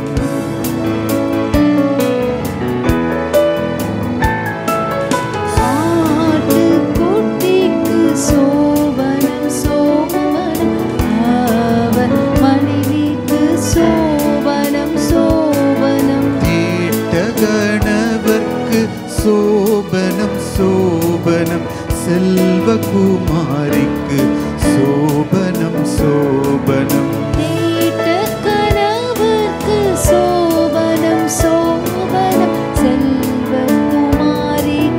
சோபனம் சோபனம். சோபனமே சோபனமே சோபன பெண்காட் சோபனமே, தீபஞான ஸ்நான பிரதாப தேவதை பெண்காட் சோபனம். சோபனமே. தீபஞான ஸ்நான பிரதாப தேவதை பெண்காட் சோபனமே. ஆதியா மண வீட்டுக்கு சோபனம், ஆத்தும பெண்கள் கொண்டாட்டுக்கு சோபனம்.